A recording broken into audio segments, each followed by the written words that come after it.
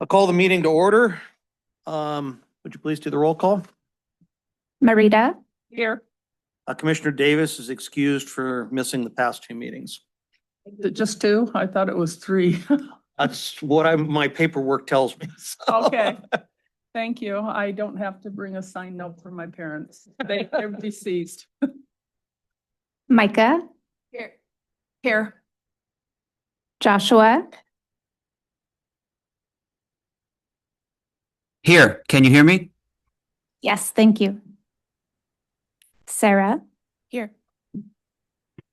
John, Commissioner Jensen is out of town and asked to be excused for this meeting and the past two meetings.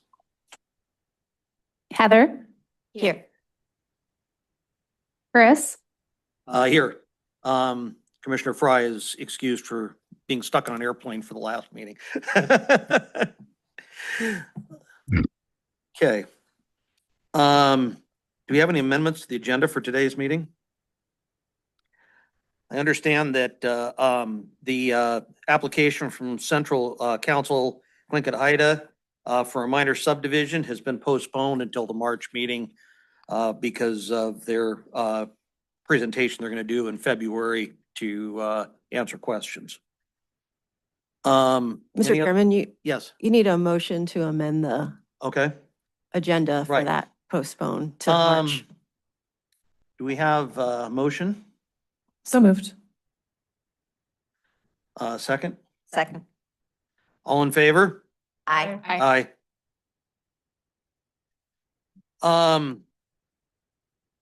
Let's see. So do we have a motion to approve the minutes as amended? I'll move to approve the minutes as presented.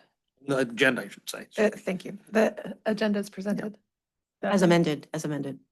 as amended. Thank you. All in favor? Aye. Aye. Do we have any amendments to the minutes from the December meeting? Hearing none, do we have a motion to approve? I'll make a motion to approve the December minutes. Second. All in favor? Aye. Aye. Do we have any public comments that are unrelated to agenda items for today's meeting? Hearing none, we'll move on to public hearing items. There's nothing on the consent calendar. Recommendation to the Borough Assembly regarding the vacation of a portion of the 9th Street right-of-way. Do we have any public testimony?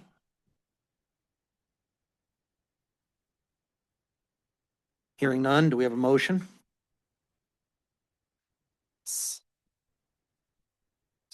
Find my page here.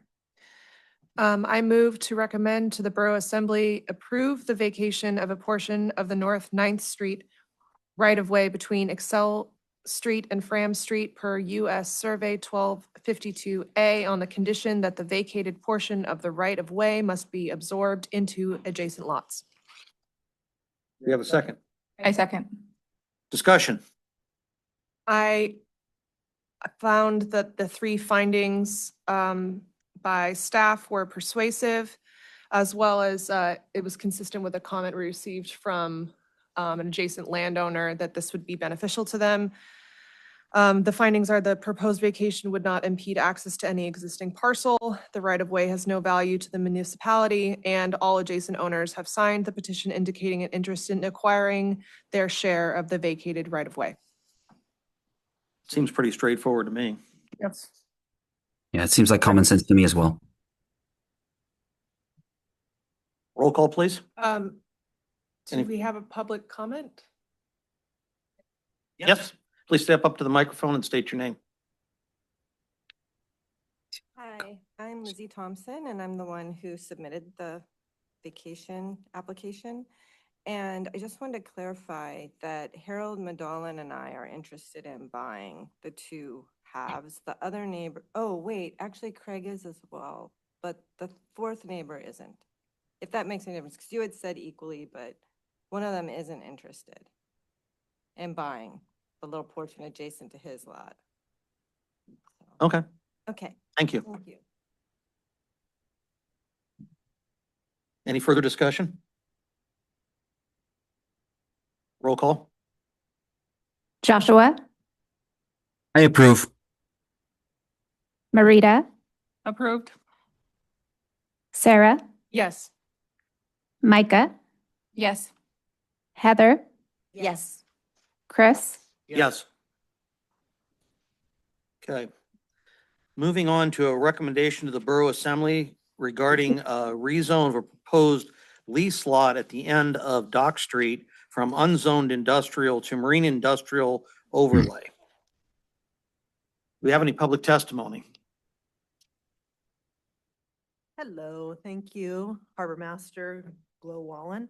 I just encourage you to recommend this to the Assembly, that this happen. Marine Industrial Overlays is really working well on borough property to zone things for marine interests for our community. And so I hope you approve this and send it up the chain and that it continues the process. So thank you. Thank you, Glo.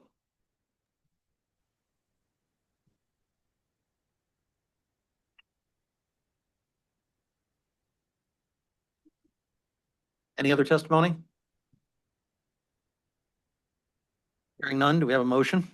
I move to recommend to the Borough Assembly that the application to zone the proposed American Cruise Lines lease lot to industrial and include it within the boundaries of the marine industrial overlay. I second. Discussion?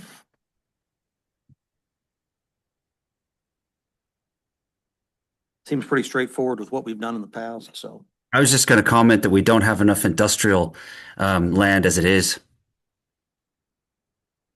Okay. Any further comments? Roll call, please. Chris, Yes. Heather, Yes. Marita, Yes. Joshua, Yes. Micah, Yes. Sarah, Okay, moving on. Recommendation to the Borough Assembly to pursue a land exchange with Title Network for the Rory Road property for public-owned land for the purpose of relocating a planned communications equipment tower to a lower impact area such as the shooting range. Do you have any public testimony?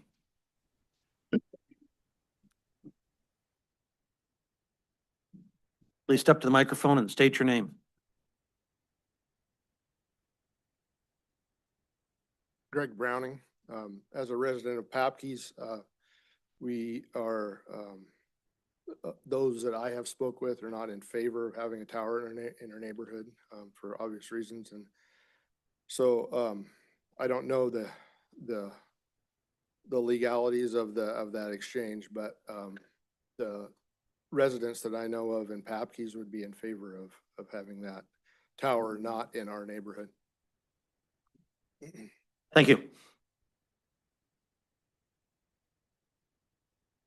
Hi, Tom Kowalski. I live on Cornelius Road, and I support the relocation of the tower that's planned at Papkeys to a location anywhere that is providing at least a 1,500-foot buffer to any residents or hospitals or places where children hang out for long durations.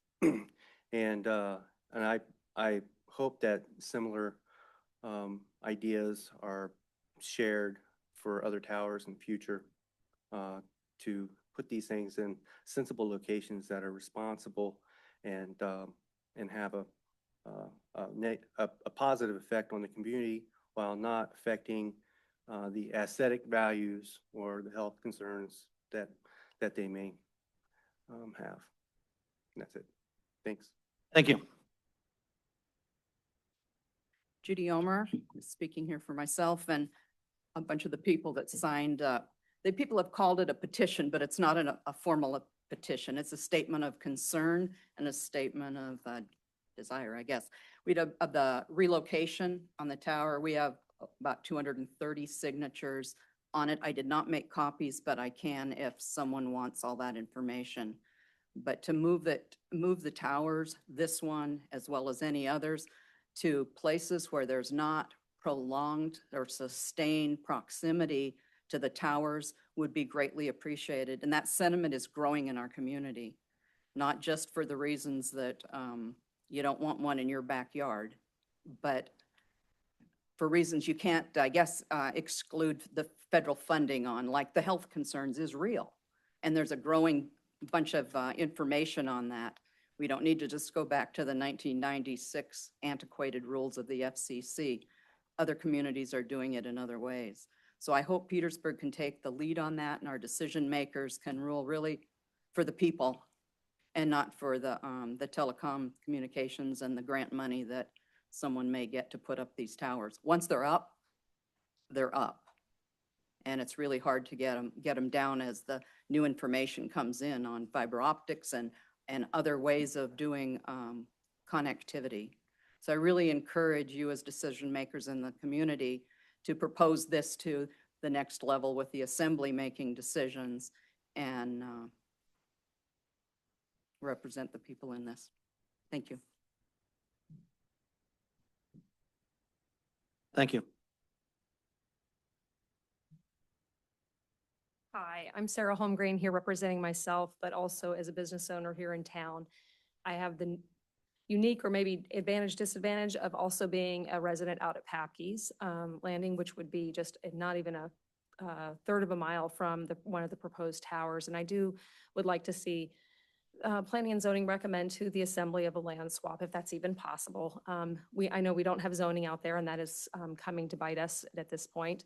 But from a real estate point of view, aside from all other concerns, it will hamper people within that vicinity of selling their property in the future. Now, is that a reason for you to make a decision one way or another? I don't know, but I just want you to be armed with that information, that it will be harder to sell property and their values will be affected because there will be a certain group of the population that will not want to live near a tower, whether it's aesthetics or health concerns. And so just keeping that in mind as you make your decision on what your recommendation will be. Thank you.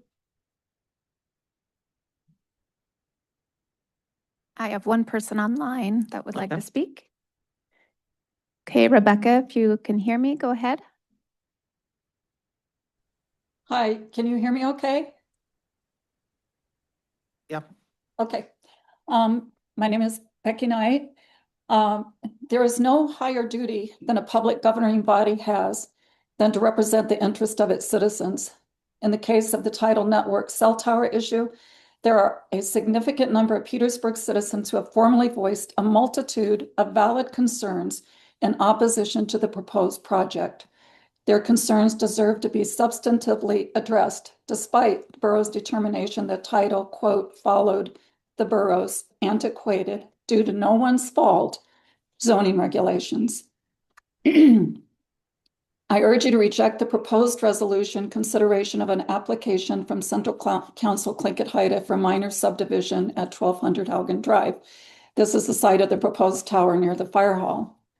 I concur with the recent letter from the Kernviks that, quote, Central Council Tlingit-Haida can find a less intrusive location to weigh the risk and reward of the 5G site and suggest a home for the tower that is more removed from locals' homes. Further, and I'm kind of combining issues here because I wrote my letter in one setting. Further, I would request that all tower locations be a minimum of 3,000 feet away from existing structure for health, safety, and aesthetic reasons. And that's why I went beyond 1,500 feet. And not in slide-prone areas or the viewshed of Wrangell Narrows, which is a federally recognized scenic highway. There will be long-term benefits to this strategy, for instance, to preserve the character and ambiance of our small town. I also support relocation of the towers away from all of the proposed and recently installed tower locations. This includes the recommendation to the borough to pursue a land exchange with Tidal for the Roy Road property. This is also exactly what should be happening in the case of the Haugen and Mill Road sites. Tidal's project is wasteful, intrusive, unnecessary, and unwanted. There has been no demand for it. The so-called underserved and unserved community have not been identified nor defined. Small communities in Southeast Alaska are simply pawns in a much larger, well-funded, at taxpayers' expense, nationwide effort to blanket North America with cell towers so there's no uncovered locale. Make no mistake, This will ultimately benefit the billionaire class to the detriment of small communities without the means to successfully block these mega projects. Because Petersburg and other Southeast Alaska locales were caught off guard with the current proposal, I request that you please develop a forward-thinking policy to address this and other inevitable and unforeseen proposals, including but not limited to new technology like data center construction on borough land. Borough policy should include language that, quote, reserves the right to disallow projects or infrastructure due to impacts that were not heretofore envisioned, particularly new technology. A NEPA, and that's National Environmental Policy Act, review is required for most federally funded cell phone towers. This $3 billion nationwide effort was rooted through Native groups nationwide, ostensibly to further tribal sovereignty, but also to conveniently circumvent NEPA. NEPA would force full disclosure of titles, project impacts, including connected actions and cumulative impacts, which in the case of this project have not been disclosed. The public has only seen the tip of the iceberg. It represents piecemealing at its finest, something that NEPA disallows. Regardless, there's nothing to prevent the borough from demanding such disclosure, and that includes that of Tlingit Haida's application for funding, which has been heavily redacted. This is not okay. The public has a right to know what is being done with their taxpayer dollars. Thank you. Thank you. Any additional testimony? Hello, my name is Nicole McMurrin. Thanks, you guys, for your work. First of all, I've been on the Planning and Zoning Commission and know what a party it can be. So I thank you for your time and attention. I come here rather curious, and I'm curious in what ways the borough is beholden, if at all, to Tlingit and Haida to actually accommodate their request to build towers within the community. It doesn't, as others have stated, we haven't really seen a justification for the need. There seems to be significant pushback against it, where seemingly without a plan to accommodate such a development. And I don't know why really we're working so hard to accommodate something that I'm not hearing a groundswell of support for. I'll be back in March when the 12th Street piece is going to be considered, as I'm an adjacent property owner there. But I am just really curious why we're working so hard to accommodate them. And that's largely my question. Thank you. Any other testimony? My name is John Merkus. I'm a resident out at Papke's Landing. And so I'm concerned about the tower that's proposed for Papke's, but I'm equally concerned about the other two sites that the company wants to, it already has one tower up, and then also the one by the fire hall. There's the letter that was sent to you by the Kernvik family. I'm just really impressed by that. And so you've read that, I'm sure, and I can't really do as well speaking as what they have in that letter. But the one thing that I remember the most is the closing of the letter stressing that they themselves and the community are not anti-tower. They just want to make sure that these towers are the best possible locations. And I don't think that there has been adequate effort by the tower people to make sure that these are the best locations. I had no idea of this project until I got a phone call from the Tlingit Haida people saying, we purchased neighboring property to you and we want to put a tower up 50 feet from your home property line. And so that conversation I thought it was a scam, but it turned out not to be. But I am very confident that there are alternate locations that can be found if there's due diligence done there. For instance, I have industrial property in the zone, in the area here. And if you were out at the fire hall, for instance, it's a line of sight on the hillside but it's like a mile and a half away. And, you know, I think that is possibly an alternate, but nobody's approached me on that. And I'd be very happy to discuss that. That same site is also a line of sight all the way down to Papke's. And if you looked at the homepage of Haida Tlingit on their the tower people, they have a really neat photo, impressive photo of a body of water that looks very similar to Wrangell Narrows, and they have a tower in the foreground, and it's you know, they're trying to promote that these towers aren't really that bad, but it's on a hillside and it has an elevation, and you know, I think there's opportunities for them to do that here as well, but I don't see any effort at looking around to see if there are alternatives. Thank you.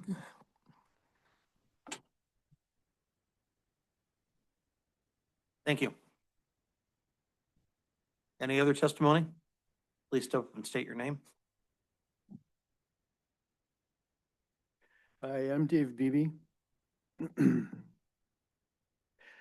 And I'm representing myself. By the way, my first experience in city government was over 30 years ago, sitting on the Petersburg Planning and Zoning Commission. Man, did I have a lot to learn. Many years later, it all came together for me, though. It required being solidly anchored in the founding principles and meaning of a government of the people, for the people, and by the people.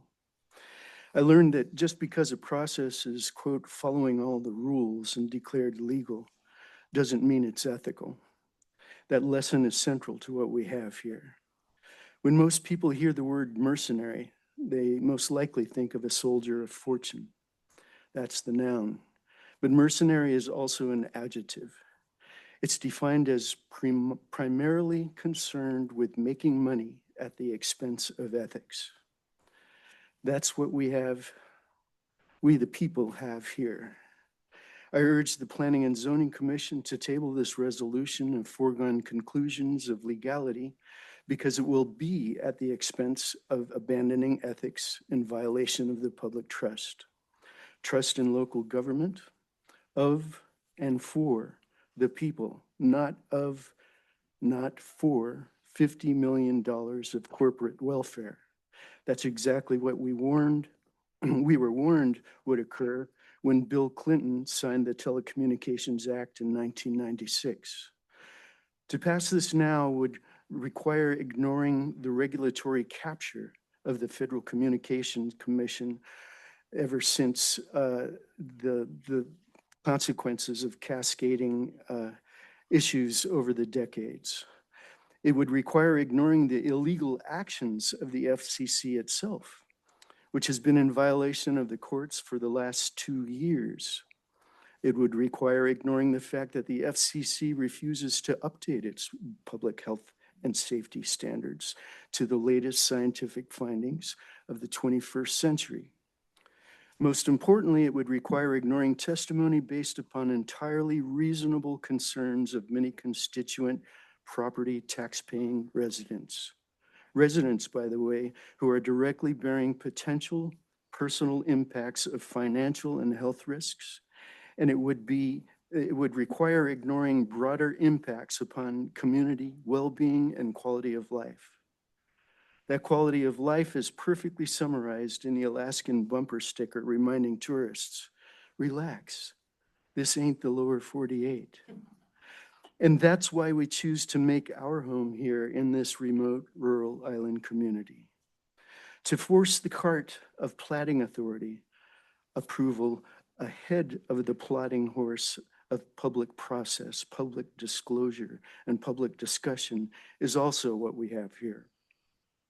What we do know about what's in that cart involves extraordinary claims which require extraordinary evidence.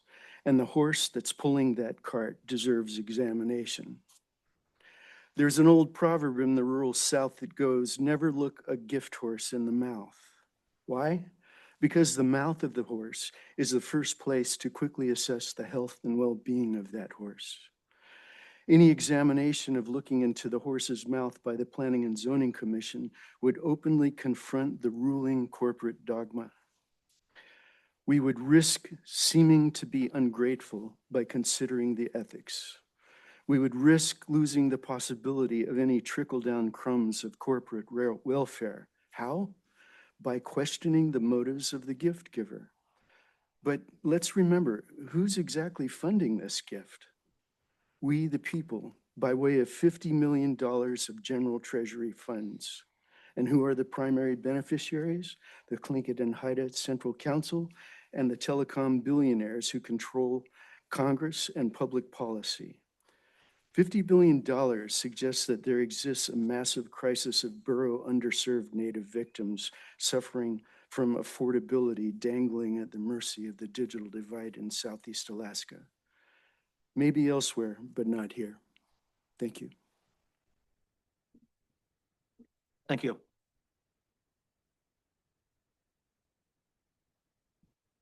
Any further testimony? Hearing none, do we have a motion?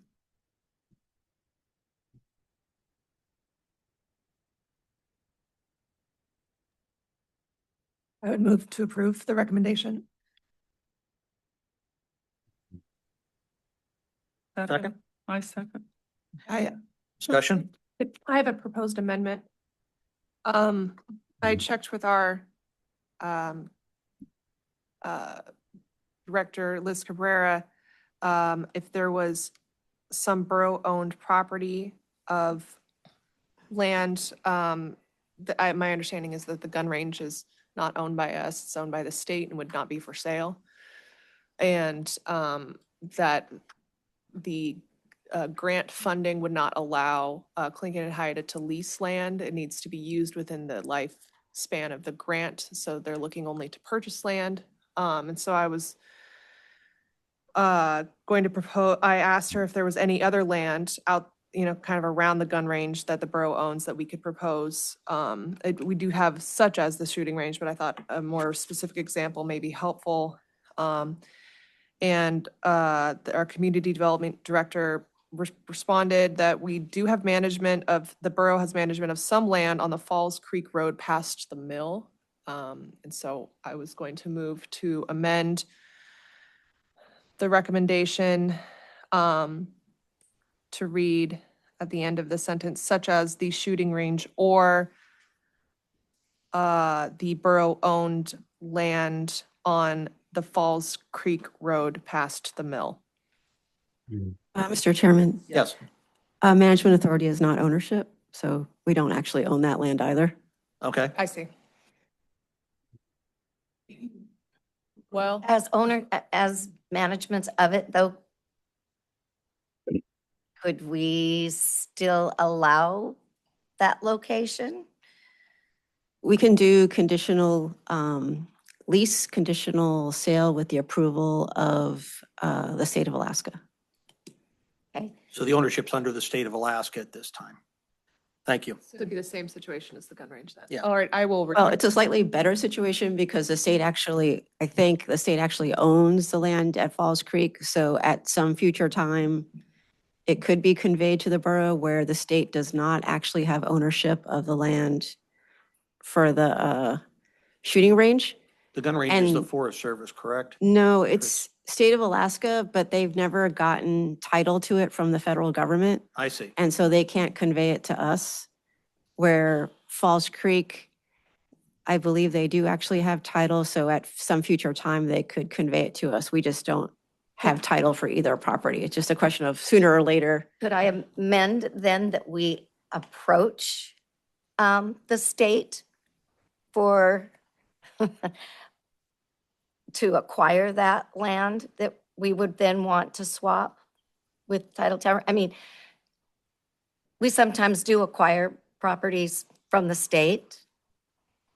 Can we amend the motion to recommend to the assembly that they look into acquiring from the state some land at Falls Creek that would suffice for an alternative location of the Papke's Tower? Well, I made an amendment that wasn't seconded, so we could, that proposed amendment could die, and we could talk about another one. Is that? Yeah, Okay, so we could just do that as a separate, as a different just do it amendment separate. and Se- not, Okay, yeah. all right. So then I make that amendment. You have a second? I second. Okay. Discussion. Liz, is there any property out there that the borough does own that would be of less impact or not? The only property we own is actually in Papke's, so you'd just be trading. Trading one for another. So there's Exactly, nothing, yeah. there's nothing that is, that's what I wanted to know. And then as far as gaining ownership of the Falls Creek, at least a year or two, Yeah. and enough money to survey it.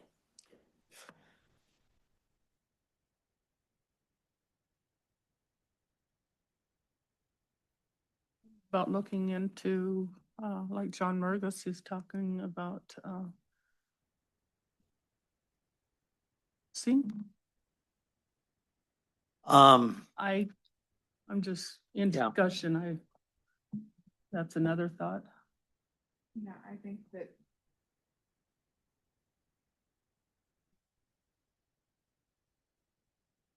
I think we should find a way to recommend the assembly, and maybe Tidal Network would want to work with finding agreeable places, because. I kind of think we should recommend to the Borough Assembly they look into a possible exchange without specifying another possible piece of property, and then let them kind of figure out what's the easiest and best way. Because that, that gives us some options rather than. Right. Because, we can't, if we specify a specific piece of property, that cuts out other potential options, which they may be able to come up with. So I think it'd be Yeah. better to leave it open-ended, to Mhm. say an exchange for another piece of property that is less impact, and leave it at that. So Better wording. I think that'd be a better way to do it. Yeah, I agree. However, I just have concerns that if we leave it super open-ended, it could just be like, oh, we don't have any ideas, and. Yeah, but I think the borough can look at what properties are available to them and possibly what the options are. And then that might be a better way to go.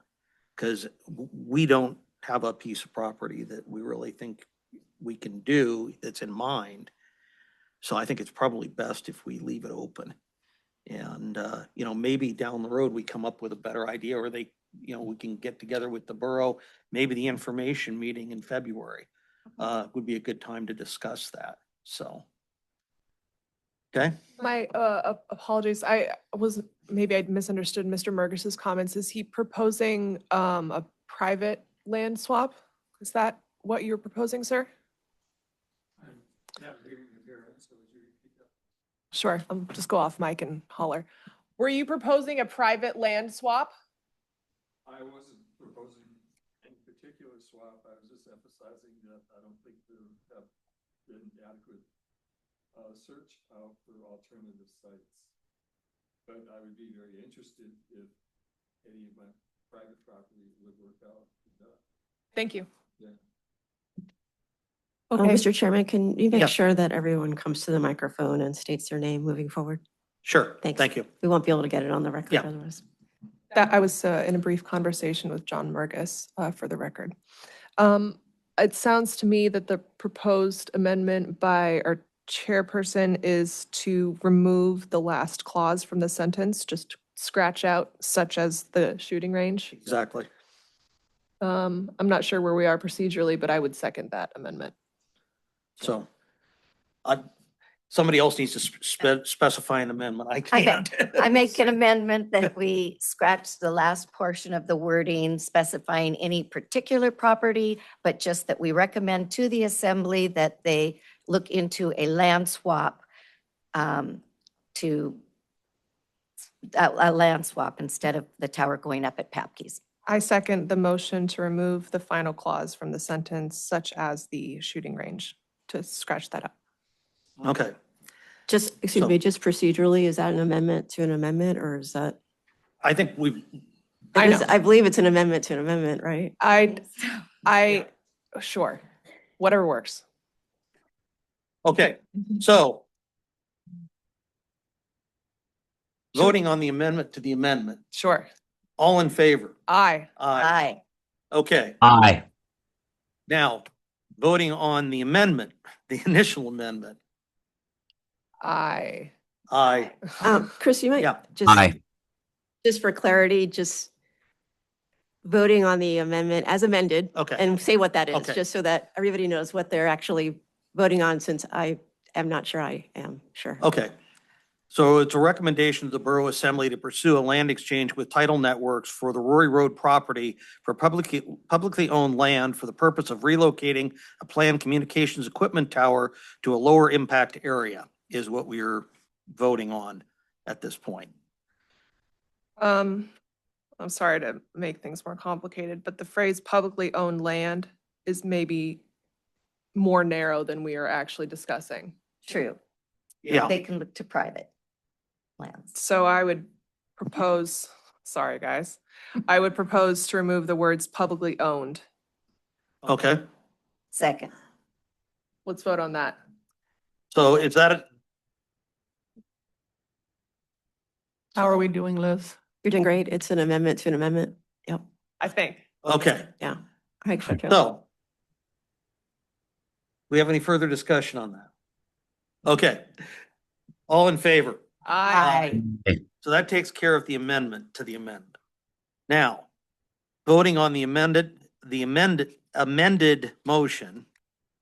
All in favor? Aye. Aye. Okay, Aye. now, do we have any further discussion on the primary motion? I think we just approved it. Okay, Oh. roll could- call. Could Well, you actually read that last so that we all know what Okay. this final version is? Thank the you. recommended to the Borough Assembly to pursue a land exchange with Title Networks for the Roy Road property for land for the purpose of relocating a planned communications equipment tower to a lower impact area. Sound good to everybody? Perfect. All right. Roll call, please. Chris, Yes. Heather, Yes. Marita, Yes. Joshua, Yes. Micah, Yes. Sarah. Yes. Okay. Now we're moving on to non-agenda items, commissioner comments. Our one item on the list is continuation of a discussion on recommendation of the Borough Assembly regarding wireless communication facilities. Do you want me to read the whole thing again? Sure. Okay. Regulatory questions regarding communication equipment, commercial wireless communication facilities, broadband, 5G, and even 6G services have been brought up by many members of the community.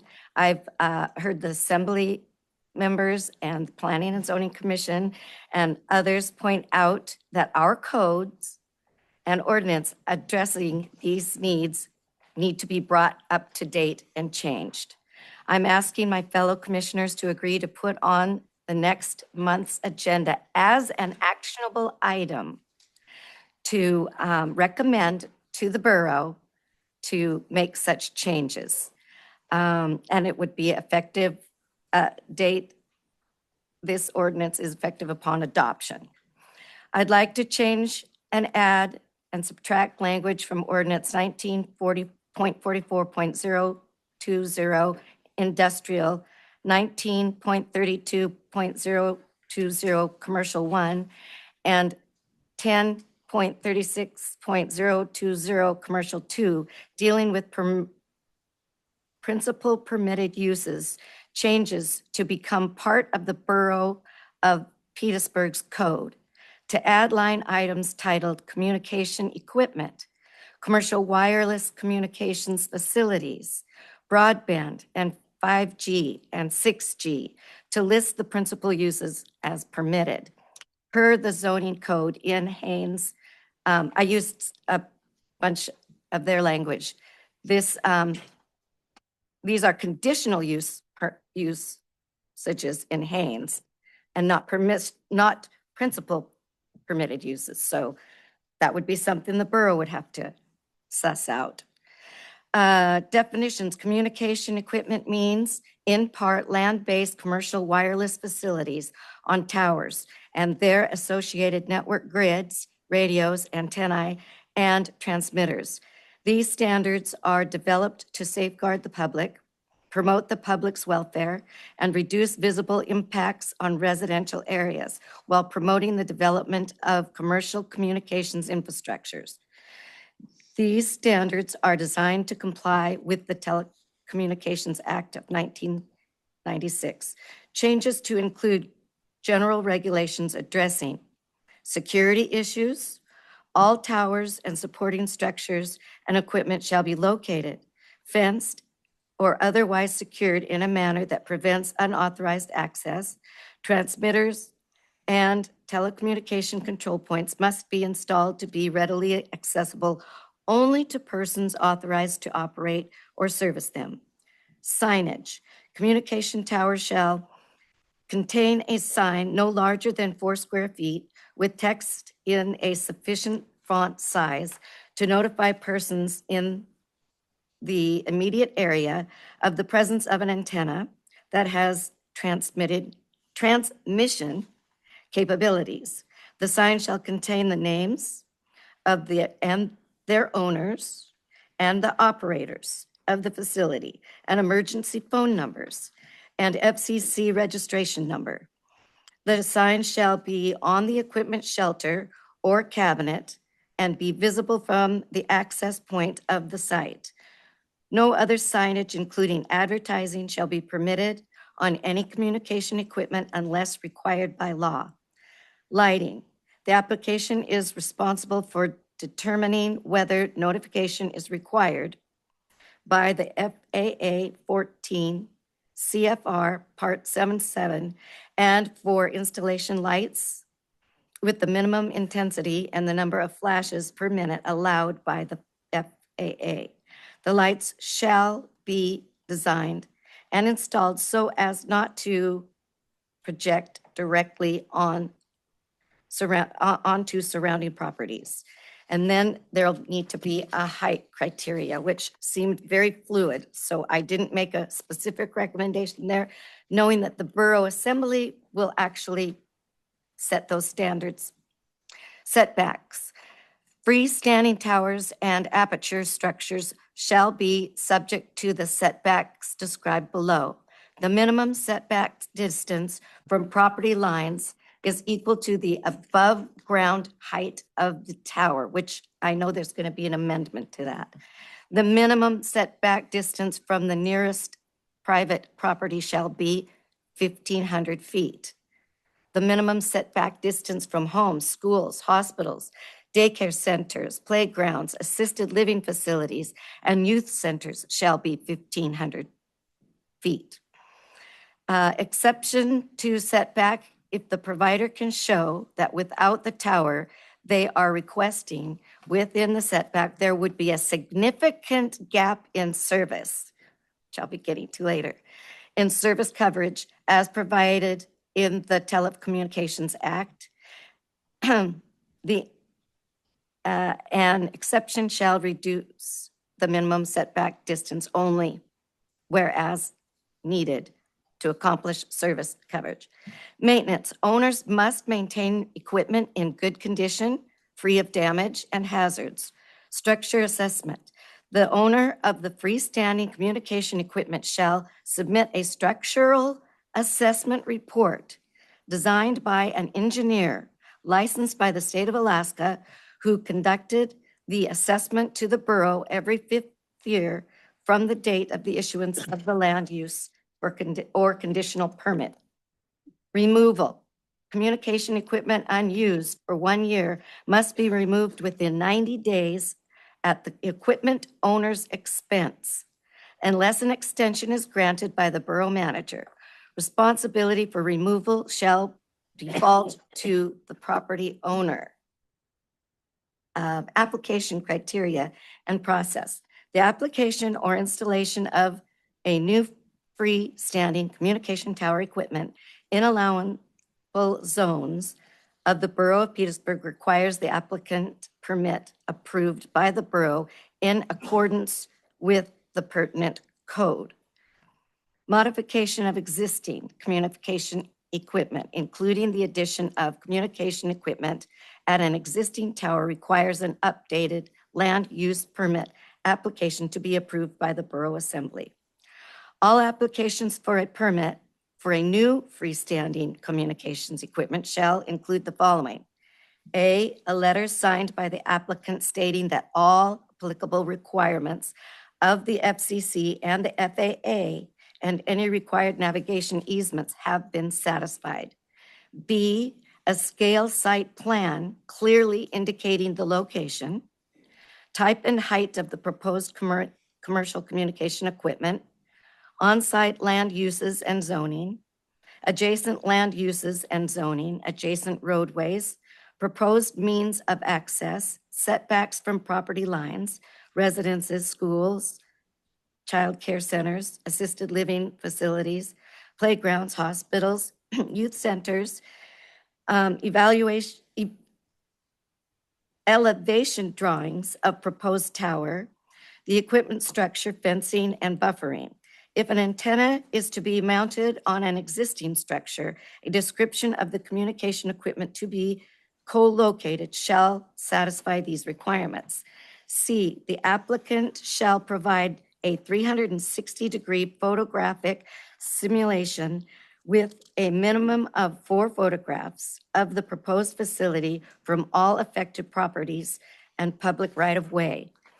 A written signed statement of approval from the owner of the property on which the communication equipment is sited is not, if it is not owned by the applicant, an agreement from the owner's agent and/or landlord to remove the facility or obtain another permit for the facility within 1 year of the facility if the facility is no longer operating as a part of a wireless communication system authorized and licensed by the FCC.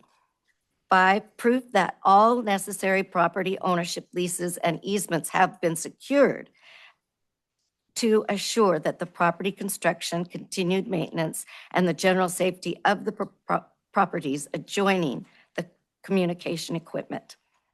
6, any changes or adoptions to communication equipment located or co-located on a tower located in the Borough of Petersburg shall require an updated use permit, providing all the above information. Designating a space for communication equipment within the borough may be more costly to the applicant, but it may be the right thing to do for the community. The other thing is we're in a lot different situation than Sitka. For Tidal Network had to go to Sitka's planning and zoning for a variance, so we're not in that kind of a situation.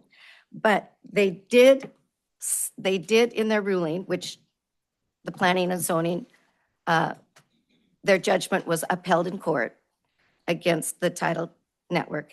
And one of the things they cited was that the Tidal Network did not provide sufficient information for the commission. And so when you look at Tlingit and Haida's,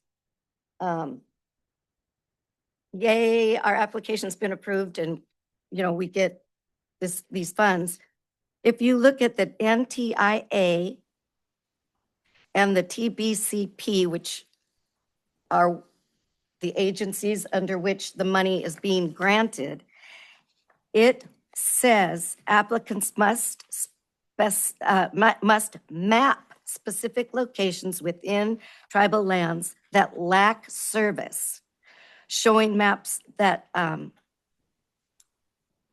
show a lack of service or gaps in service.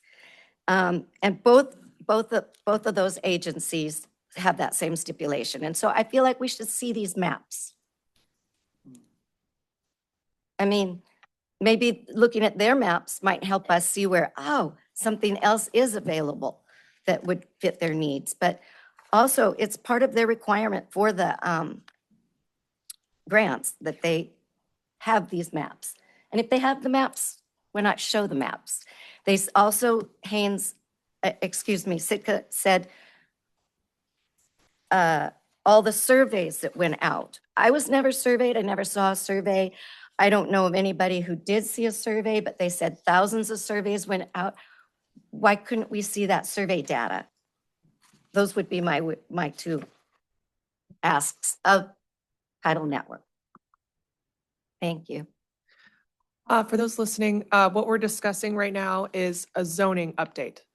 So we are brainstorming and working as a commission to propose to the assembly zoning changes because our code is pre-cell phone code and it does not contemplate communication towers. So we are working to put something together to propose to the assembly to change our code so it does contemplate communication towers.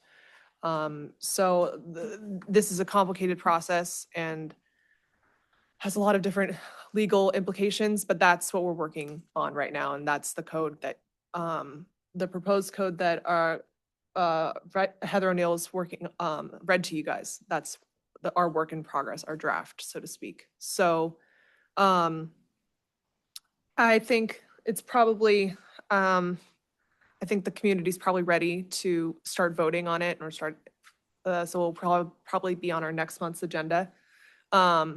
And so we need your feedback. We would love your feedback on this. I have some proposed edits that I would like to see personally. I'm sure you do too. So please look to the next planning commission agenda. Please come back. Please make your comments heard in person or via email. Because this is making its way slowly through the process to the Borough Assembly to vote on. And so I do make a motion that we put this on next month's agenda as an actionable item. I would second that. Thank you. I'm approved. A little further discussion here is that we are barred from making decisions based on the potential health risks of any transmitter by the federal government. So we have to make our arguments based on other things. So like I've suggested that because we are in an area of high wind, that there's a risk of things being blown out of towers. And we actually make it so that it should be 2 times the height of the tower to the edge of the property. So if you put in a 100-foot tower, it's got to be 200 feet to the property line so it doesn't affect an adjoining individual, is one comment. The other comment about there is I would change the 1,500 foot that you have in the setback to residential property and other sensitive properties to or 10 times the height of the tower. So if they put in a much taller tower, it has to be farther from the property line because then it doesn't affect for visual sight line and everything else. So those are my proposals, but we'll get into the weeds of this when this is on the agenda. So The Sitka administrative decision that Heather O'Neill distributed to us, it's a very interesting decision. It's not binding on Petersburg, it's a Sitka decision, but it nonetheless has a really, really useful, I found, legal discussions of the FCC requirement that we are referencing here about, keeping us from using environmental concerns or health concerns to make these decisions, but you can make them for other reasons. They had an interesting legal discussion on that, and they had an interesting discussion on titles, kind of grant requirements. So I would, it's not binding on Petersburg, like I said, but it is still very interesting and potentially persuasive and helpful for our process. So I found that really useful when thinking about this. There was something they talked about in that decision where the telecommunications provider needs to show that planning commission's decision prevents them from having from filling a quote significant gap, but also that their proposal is the least intrusive means of filling a significant gap. So, we talk about how local rules can't prevent telecommunication towers from going up. That's this part they're talking about is preventing significant gaps. That's kind of how you show the telecommunications company would show, hey, they're not allowing us to build towers. What they need to show is that there's a significant gap that they're not able to fill. And what the planning commission can say is like, well, they didn't show that this was the least intrusive means of filling a significant gap. So they do have to show something, and there's ways to go around this. Anyway, I do recommend people read that Sitka decision. It's really helpful. Okay. So let's do a roll call on this one. I have a couple questions. Yes, Liz. You would like to turn this into a draft ordinance so that people can comment on it? Yes. Okay. So just to start with, on your first part here, the purpose and intent, you mentioned that it's going to be a permitted use, and then you want to include communication equipment and commercial wireless communication facilities as a permitted use, right?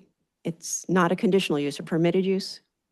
Well, I kind of thought that was going to be something that the borough would work out, whether it be a permitted use or it could be a conditional use.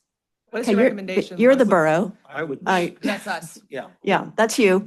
Okay. Yeah. Well, how about a conditional use then? So we can go by, Case by case. case by case and see that it is the least intrusive. I think also conditional use is a better way to go because again, it puts it before the public and the public has a chance to comment on any towers that do go in. All right, I like conditional use. Facilities or Yeah, infrastructure. exactly. Thank you. Okay. Then under definitions, you have communications equipment means land-based commercial wireless facilities on towers and their associated network grids, radios, antennas, and transmitters. So up above, you have the use being communication equipment and communication wireless facilities. And then definition, you have commercial wireless facilities being included in the definition of communication equipment. And I don't see, that just, to me, is just a weird contradiction that you don't want someone else in the future to have to sort out. So if you could clarify, it's two different things, it's one thing. I would, A tower is one thing, the communications equipment might be another thing. I Okay, would then maybe encourage you to look at that because I would there's stri- different timelines on how much time we have to review things like towers versus how much time we have to review things on Okay. equipment. Would I satisfy your concern if I say scratch definitions as is and use the communication equipment, commercial wireless communication facilities, broadband, 5G and 6G, excuse me. Does that cover more than, So again, you're doing the same thing. You're including a definition that has both equipment and facilities. And I don't know that, are you doing that on purpose because that's what you want to do? I am doing it on purpose. I Okay. found that language elsewhere and I think it might cover us in the future for something else. I Could think it we say need to. equipment or facilities? Or is that? Or do and. Is that what you would like, as an or put in there? Well, I'm just letting you know that under FCC, we are required to review and issue permits for things under a very strict timeline. And it's different timelines depending on whether it's tower or equipment. So when you put both of them in the same definition and the same use, then I think there's an argument there that we have to follow the faster timeline versus if they're separate, then we can look at it at tower timeline versus an equipment timeline, if that makes sense to you. If you've looked at FCC and that shot clock that they require us to follow, that's kind of what I'm referring to. So you're saying you would need a separate ordinance for equipment and for tower infrastructure? Definitions. Separate definitions. Because then we can look at those things separately, not together. Can we use the FCC definitions of tower and equipment? I don't think you're going to want to necessarily, well, you could, yeah. I also think that maybe having 5G and 6G in there is a limiting factor. I agree. So I think it'd be better to mention broadband and cellular, because that covers all types of, otherwise you're limiting it to Yeah, because who knows what certain goes. technology and who knows what's going Okay, to happen. I see. So, So then it would, it would say communication.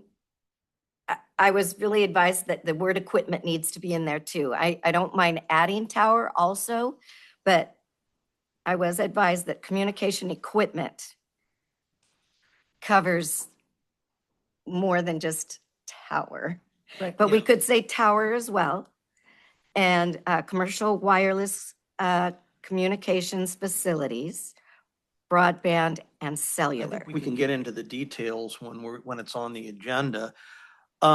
Liz, what you're saying is if we split it into different parts of the code based on the equipment, what it is, whether it's tower, that way each one is followed under the timeline proposed by the FCC. So, Required under the yeah, FCC. okay. So it would be better to split it into multiple sections, one addressing each one of the pieces. That way we follow the more appropriate timeline. Okay, separate them out, but they all Yeah. still are included in Yes. Yes. the recommendation. Yeah. So Thank you. I think that'd be the better way to do it. And, Okay. but I think everybody should get ideas together for when we meet concerning this and it's on the agenda. And then we can have kind of to, hash it out. we have to have it ready enough. Otherwise, it could be kicked back and not put on the agenda. And I think people are ready to discuss it. So I know this is painful, but I think we should do our best to satisfy our community development director's concerns right now, so we can get it on the agenda, even though it's finicky. Yeah, I'm not trying to make it painful. That's just the nature of It's just nature. powers. This is how it goes. This is how it goes. And it's the nature of code writing. All right, so we'll just separate out each one of those. Yeah. All right. And Lighting, is it allowed even if FAA doesn't require it? Say that again. For lighting, is it allowed even if the FAA does not require it? Yes, well, we don't want there to be this light pollution. That's a good word, pollution. I mean, nobody wants to have these big strobing lights that don't need to be there, or really, really bright lights. I can't remember where it was that, if it was She's asking if they're allowed. Waynesboro. There's an actual legal word for that. It's called light trespass. Light trespass. Okay, Yeah. thank you. Are you saying Because that you want they only? dim them in the evenings at nighttime, and then they're brighter during the day in some locations.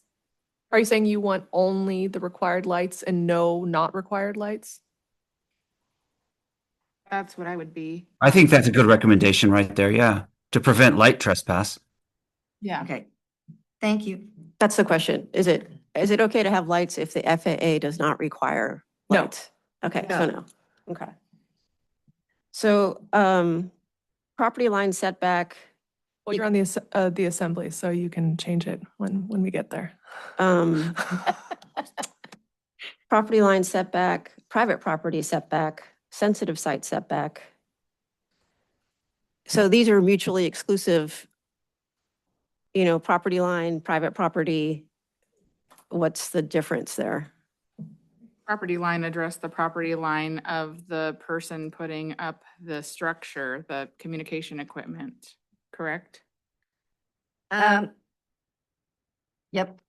I would say Your on, property line, and I chose 1,500 because it was the one I saw mostly used while people are trying to change their codes in other communities. And I have read letters sent by several of you where a lot of people actually want it to be more than 1,500 feet. So at this point, I would like to remain 1,500 feet, given that the several letters that people have submitted to us asking for it to be even more.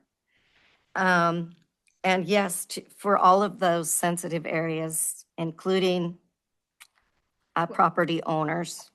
However, Heather, you do have in here an exception. So if the language did say 3,000 feet, and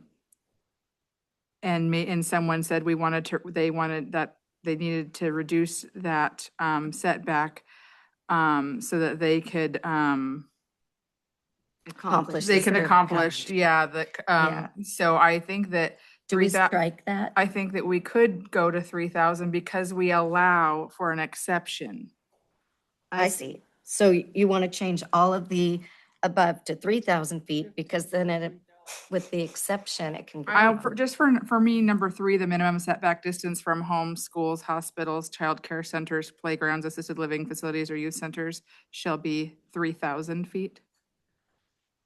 Because you have that exception in there for when people need to cover a gap in coverage. Right. You can prove a gap. I think the number 2 may be problematic though with, if you're saying distance from private property, if that is including commercial property, et cetera, then you're asking whoever's developing the tower to buy a rather large chunk of property. And that was the language I got So off that's of just one of my Haynes. things that, But if I they're use that up of the Haynes. But if the commercial property is zoning allows for that kind of infrastructure, then it doesn't have to have the 15, but if it's within 1,500 feet of privately owned property or that the zoning well, doesn't that's allow. what I'm saying here is the way that's written. It It says would be private private, if it's privately owned commercial property, they'd still have to buy a lot. That is, if you say 1,500 feet, they're gonna have to have a lot that's 3,000 by 3,000 to put a tower in the middle of it. That's a big lot. I think if we're gonna change the setback from homes, schools, hospitals, childcare centers, playgrounds, assisted living facilities, and youth centers to be 3,000, I think we should change the minimum setback from just private property to the height of the tower, or double the height of the tower. I would say double the height of the Double. tower on that first one. Double the height of the tower. Over the other. Double the height of the tower is good, yeah. Okay. Yeah, I would say double the height because that's protection from stuff blowing out of the tower Okay. onto adjoining property. You don't want that. So how do you guys feel about adding language regarding residential areas? Well, that would be in number 3, That would be in- Josh.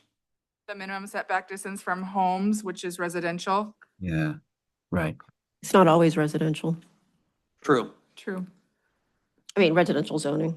I would change that actually and saying home, saying residential. Residential.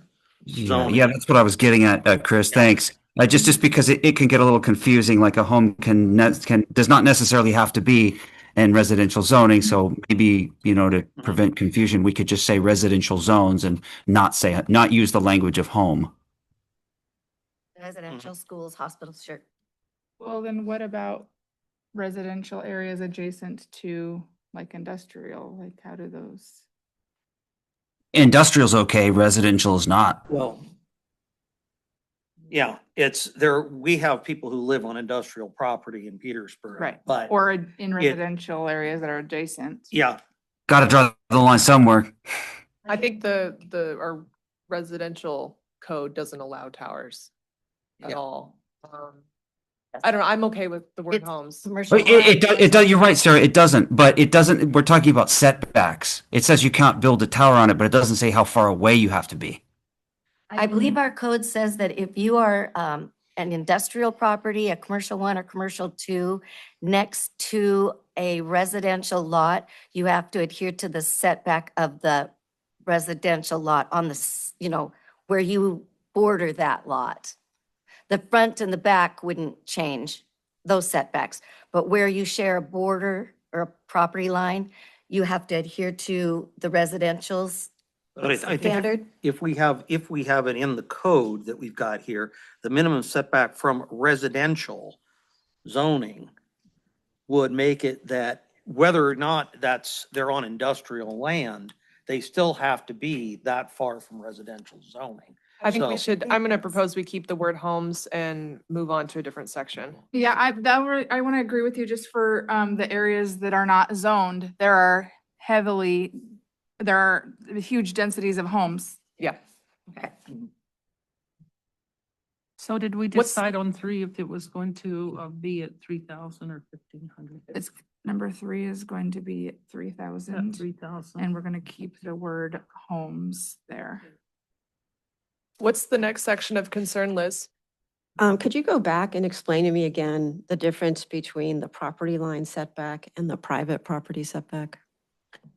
The private property setback, for number 2, I think the language we were talking about was the minimum setback distance from the nearest private property shall be double the height of the tower. Okay, and then just the property line setback in 1 is what? The minimum setback distance from property lines is equal to double the above ground height of the tower. Is that correct? Okay, and the reason for double is Wind. For things falling out of the tower. things flying out of the tower? Right. Okay. But what is the difference between property line and private property line? I think that for when they say property line, that's the property line of That's the a good person question. who owns the tower. It's their property. Uh-huh. So it's their property line that has to be, around the tower has to be double the height of the tower. Personal property rather than commercial, do you think that's the distinction? And then the nearest private property would be the neighboring privately owned property. Maybe the way we've written 1 and 2, maybe those are redundant. That could be combined, I think. Yeah, so setback is always on the property that's building. Yeah. So you're setback from your own property line. Right. So is that not what both of these are saying? Yeah, I would just say combine those two and make it double the height of the tower. Yeah, I think those are redundant now, Yeah. if they weren't before. Okay, so now it's the setback for the tower is double the tower height, is what you're saying? Yes. Okay.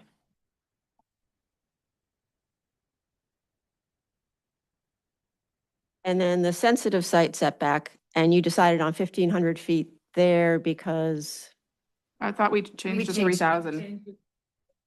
so that one's what, double height too? No, No, change that to 3,000? 3,000. Yeah. That was due to community concern. That was the requested number from the community was 3,000. I imagine it's a combination of aesthetic concerns and concerns of fire spreading. So not just of the tower falling, but if there's a explosion or something. Well, it's if with you're the looking at a fuel. 300-foot tall tower or such, how far above the horizon is it going to stick up into your view is, I think, the biggest concern that you're looking at.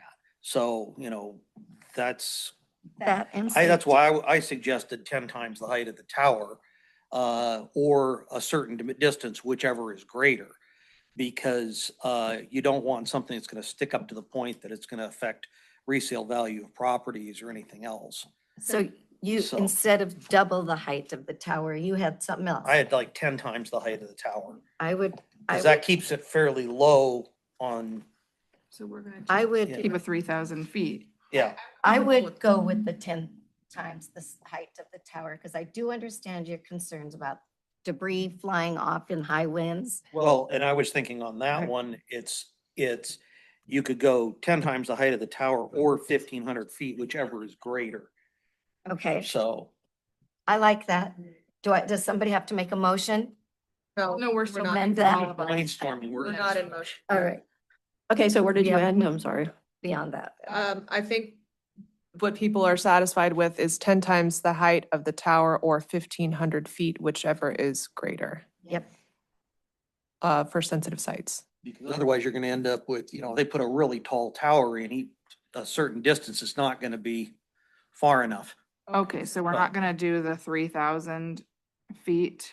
Oh, no, for the sensitive areas, I thought we were doing the 3,000 feet. I thought the 10 times the tower height was for, We combined 1 and 2 and said Mhm. double the height of the tower on that. and we're leaving that. That's not where you're That's changing not where 10 changing, times. no. No, okay. No, I'm saying in the sensitive areas, and it's, that's where it affecting neighboring properties, one of the biggest things is the visibility of the tower is gonna affect resale value for people, and that's, I think, one of the biggest concerns. And I So- would like to still like to see it 3,000 because of so many people's letters asking for that. Yeah. And so if we were to change it to 10 times the height of that tower or 1,500 feet, we're backtracking from the 3,000 feet that I thought we all kind of Yeah. were starting to consider. Yeah, So I would like to keep it at 3,000 feet. I would just, who knows how tall of a tower they're gonna put in. Mhm. Yeah, so, So I think having the 10 times the height of the tower in there, regardless of whatever the fixed minimum is. So 10 times the height of the tower or 3,000 feet. Yeah. whichever is greater. Whichever is greater. That's fine by me. So, All right, thank you. Okay, I think I mentioned at the last meeting that the Haynes Borough did not adopt this mostly because their attorney told them that they would get sued because it's basically a prohibition on towers. So, I think that the exception. and they also had an exception in their code as well. Okay. So we're going to probably be facing that exception like every single time because the way you're drafting this means that there's no place in the borough that we can have a tower, like 0 places. So that's Yeah. against federal law. yeah. So then every company is going to say, well, we're going to seek an exception.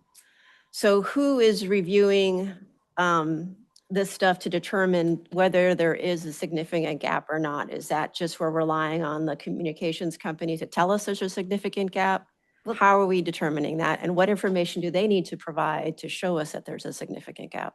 Well, that's why I showed the NTIA and the TBCP that the grants are.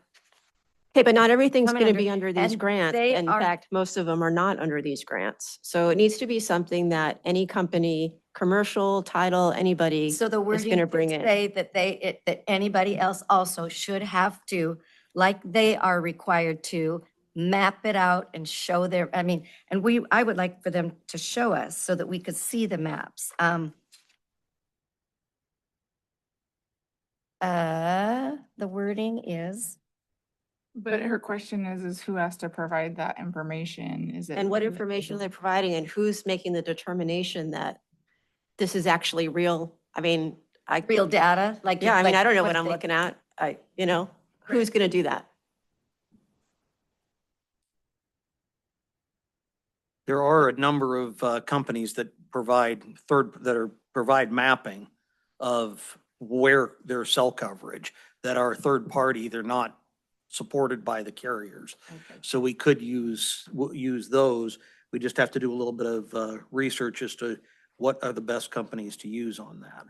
And I'm sure we could find that information. I think we have So- 2 questions here. Question 1 is, I think our community development director is advising us that 3,000 feet is no-go. So we need a new number there. And then we also, under the exception part of this, need a recommendation for how we are defining significant gap in coverage. So I think those are 2 separate questions. Maybe, I think we probably need an answer to the significant gap in coverage one, but I think we should just pick a new number for the sensitive area setback. I would say we keep with the 10 times the height of the tower but, pick another number as the minimum. I think 10 times the height of the tower, let's say that the tower, in titles materials, they say they want to keep it under 200 feet Yeah. for FAA reasons. Yeah. So that's 2,000 foot square setback. And I believe in our discussion last time, a 1,500 foot setback was also possibly deemed too much. Is that correct? So I don't think, I mean, I think we're in rough waters. Can we, I mean, I was in the community development office and there was a map of with 150-foot setbacks from sensitive areas, and that reduced the number of possible tower locations to very, very, very few, 150 feet. And that's not really what we're discussing here. So I think we should be really careful. And maybe we should consider double the height of the towers for setbacks, period. For a setback from like a school, so a 100-foot tower would only have to be 200 foot away from a school. I mean, it sounds crazy, but we have one right in the Hammer and Weekon grocery parking lot right now, you know? And that's, But we don't have to repeat mistakes. right. Well, yeah. Yeah, So there's I don't one- know, but we need a reason for the number, like not like Well, hypothetical. like our chairperson said, you know, aesthetics, resale value. Yeah, I mean, I don't And- live at 12 Mile because I want to look at a tower. Right. And say And if you don't- I won't go buy a piece of property at Papke's if there's a tower there. I mean, and that's And if the wind- realtor verified. that If the people- wind blows off a portion of the towers and the antennas and stuff. I think we cover that Things under, fall, I mean, I had my transformer taken out by a tree a couple New Year's ago, New Year's Eve. So I mean, it isn't inconceivable that we need some space around these things. Do you have a for proposed, dangerous reasons? if 1,500 feet is too big, do you have a proposed number that's less than that? Like, is it? But this is where we could also say, oh, 10 times the height of the tower or 1,500 feet away from these sensitive areas is too much. And then we have to come up with places where we can have the towers and they need to work with us to be agreeable to the public. Instead of us bending. I think it's, if we keep, if we keep the word homes in there, because there are a lot of homes on industrial, that's going to really limit with a distance. Because if you say that it has to be, 10 times the height of the tower or a distance, whatever we end up coming up with, from residential, then it definitely sets it to, okay, you've got, the residential property and schools and hospitals, et cetera, are protected. But they're going to probably want to put the towers in commercial or industrial zone property.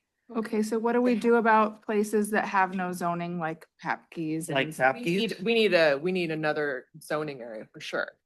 We need that. But we need to protect, those people are voters and taxpayers, so we have to do I feel that as I don't think, their elected this code, representative. unless we put in a new service area, will impact Papke's.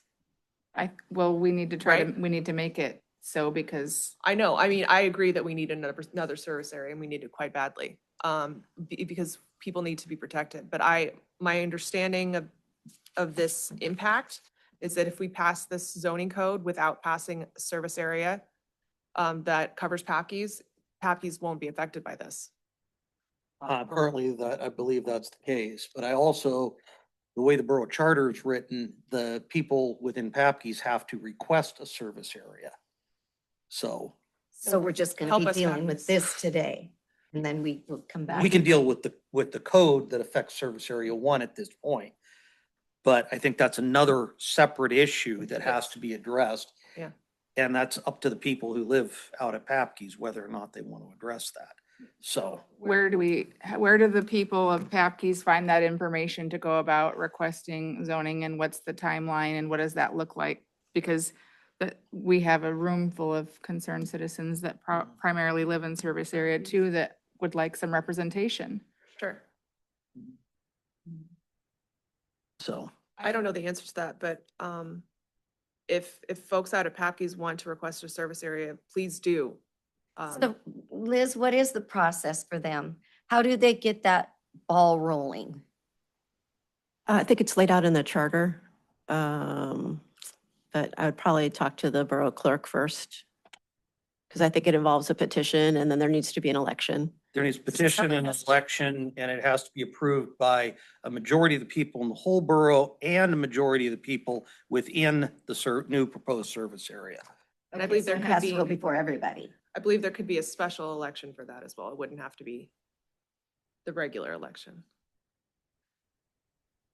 Okay, okay, so I think for the number that we were looking at, I think if we take out homes and make it sensitive areas, just schools, hospitals, childcare centers, playgrounds, assisted living facilities, or youth centers, maybe we could get away with 1,500 feet.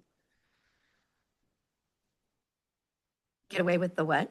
1,500 feet. Keeping the 1,500. A big feet in. setback for sensitive areas if we take homes out of that special category. Yeah, because there's so many homes on industrial, it's gonna knock down to just about nothing where you could put a tower. Right. So do we put it back to residential then? Because, I mean, that's what these folks are wanting, is to protect their homes. Yeah, And, I mean, and residential protects their homes. I think this Yeah. proposed setback of double the height of the tower is already much better than people are getting.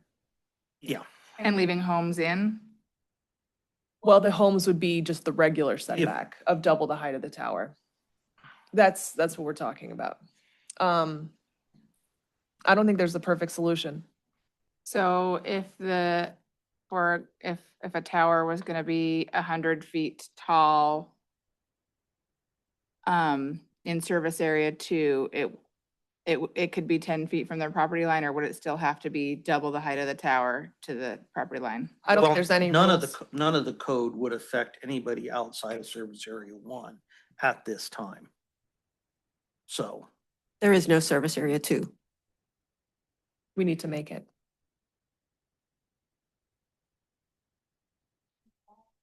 At Papkeys, it's up to you guys. You gotta ask us to do it.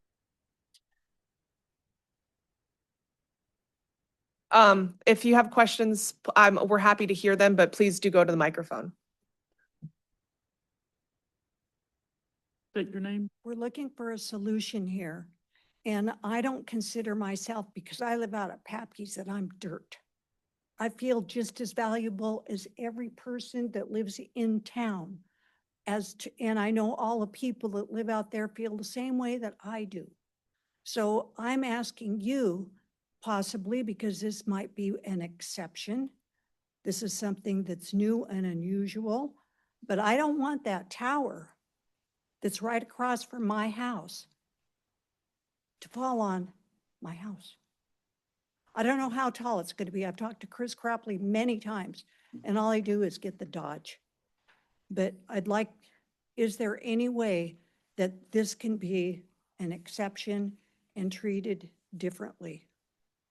Can you state your name for the record, please? I'm sorry, Jackie Tyson. Thank you.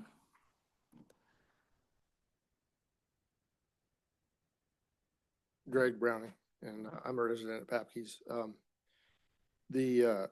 I have a question, I guess, and a comment, and the question would be that if we were to become zone 1, we would be subject to all of zone 1's ordinances, and which is, I think, going to be an unpopular decision at Papkeys. So, I'm aware of the price we're paying right now for not having some of the regulation that is in zone 1.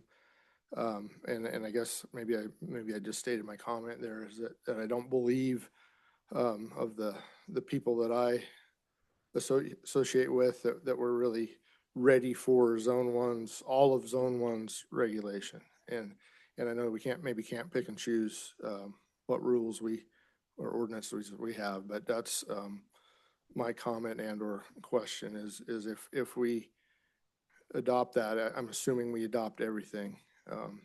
And then the other question I have that's kind of ignorant would be with the taxation change with that. Thank you. Thank you. I think I've heard a lot like you're saying that what folks are looking for is a new service area, not an extension of Service Area 1, because it would affect taxes, it would affect building codes, it would affect all sorts of things in addition to the changes that people want to see. So I think what we're considering and the Borough Assembly is considering, the mayor is considering is zoning 2, a zoning light. So not an extension of Zone 1. Yeah, that would be somewhere in the middle. It wouldn't be one or the other. It could be designed. Thank you. Hi, Judy Omer.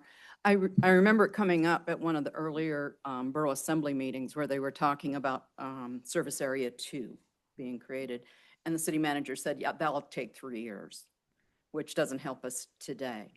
There was also discussion about giving platting authority, which is, that's like a 3-month thing, I understand. And that would cover some of the issue that you're dealing with today about, can you give any kind of protection? I mean, it's real about cell phone towers or telecom towers being either blown over in the wind or catching fire. And out there in the Papke's landing area, there's no hydrants, there's no fire protection technically. I mean, I imagine they would come if they could, but you know, it gets scarier then if one of these things happen and there's no way to be protected from it. So I really encourage you to look beyond just, is it Service Area 1? I mean, I've heard borough employees say, well, I don't work for Service Area out there. I mean, there is no, I only work for Service Area 1. They pay my salary. And it really, for people who live out there and still consider themselves part of Petersburg, it's really hard to hear that kind of thing. And that may be the reality, that the tax money goes to their salary from Service Area 2, where our tax salaries go to the education. It's still hard to hear that we're not really a part of things and we don't really have representation. So I appreciate anything you can do to include us in what decisions are made that protect our homes. Thank you. Thank you. I mean, yeah, Your comment? Please come up and state your name. Hi, Tom Kowalski. And I just wanted to refer to some documents that I gandered over not too long ago. The Environmental Health Trust, along with the Children's Health Defense, sued the FCC. And I highly recommend that y'all read that decision. It was made 2 years ago and they won. The FCC is way behind in what they're supposed to be regulating. And the other thing is the Environmental Health Trust on their website has a lot of documentation on what kind of setbacks are used all across the country. There are dozens that are 1,500 feet. There's a story in Hawaii, the Big Island of Hawaii. They're trying to go tower free. They've installed fiber optic cables all over that island to get rid of their towers, and they're not allowing any towers to be erected now. So there's precedents out there for us to take control of our town. Anyway, that's all I have. Thanks.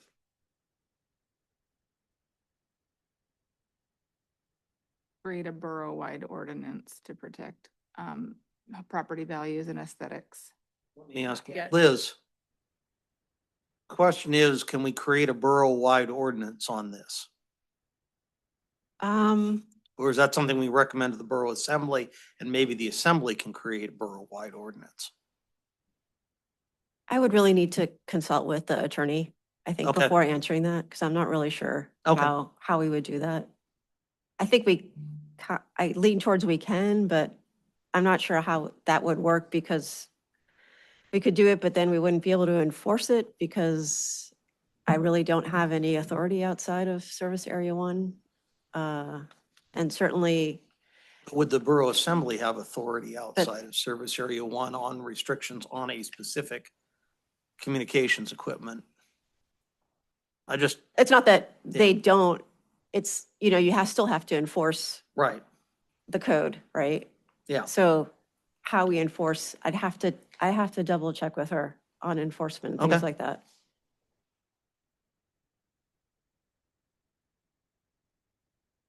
Hi, Aaron Hankins here. On enforcement, I have a little bit of information on that. Currently, as far as I'm aware, neither the building official nor the fire marshal nor any of the Petersburg police officers have jurisdiction outside of Service Area 1. The police have a little leeway there when they're assisting the troopers, but that's as the troopers assist. And the troopers don't enforce borough law. So our borough ordinances, that's the PD's responsibility. So as far as I know, we have no enforcement ability outside of Service Area 1. Thank you.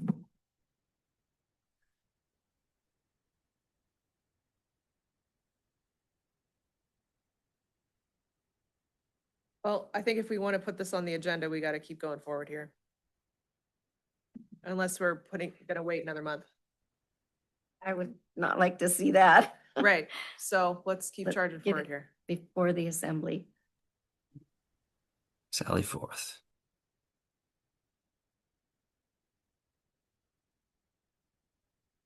I don't think we've finished talking about number 3 on the setbacks. I think that what we have currently is probably too restrictive. Did we take out homes? Talked about it. I'm not convinced that we need a whole bunch more towers in our community. I'm kind of more on the John Murgis camp on that one. The thing is, if we make it too restrictive, that the borough could be sued over it being too restrictive, and then we get overridden.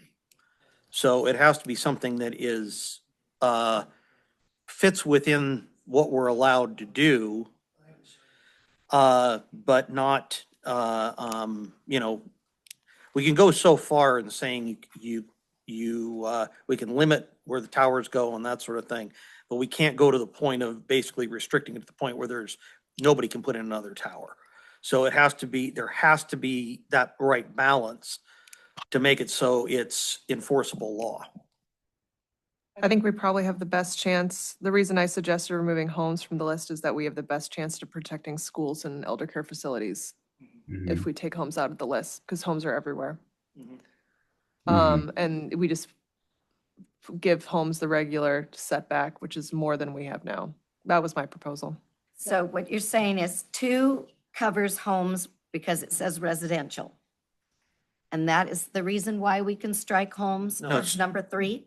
2 is private property, so you get double the tower height to private property. Right. So that homes is, that we would be removing homes from the special category in order to give extra protection to schools and I would be very loath to take out any language that says residence or homes, because I hear people talk about their homes, the value of their homes, the safety of their homes, and I feel that I would be doing them a disservice. Well, I think the thing to do is to Just strike take out homes, but replace it with residential zoning For 2, for 3. for 3, okay. Yeah, I think that makes sense. So, Because then areas that are homes. blocks of residential zoning. that a are try. borrowed and from- on 3, you're adding residential zones. Yeah. Thank you.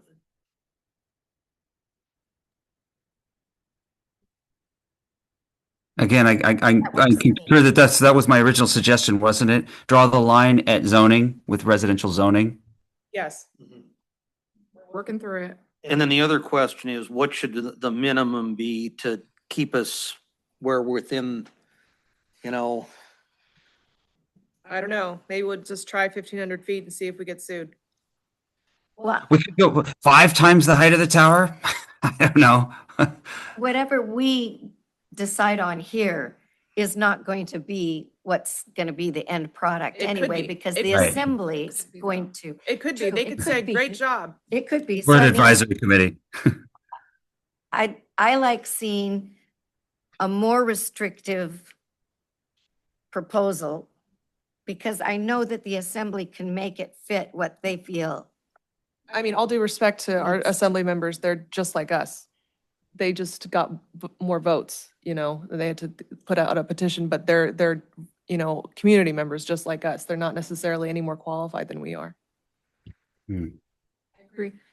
So we need to decide if it's 10 times the height of the tower, 1,500 feet.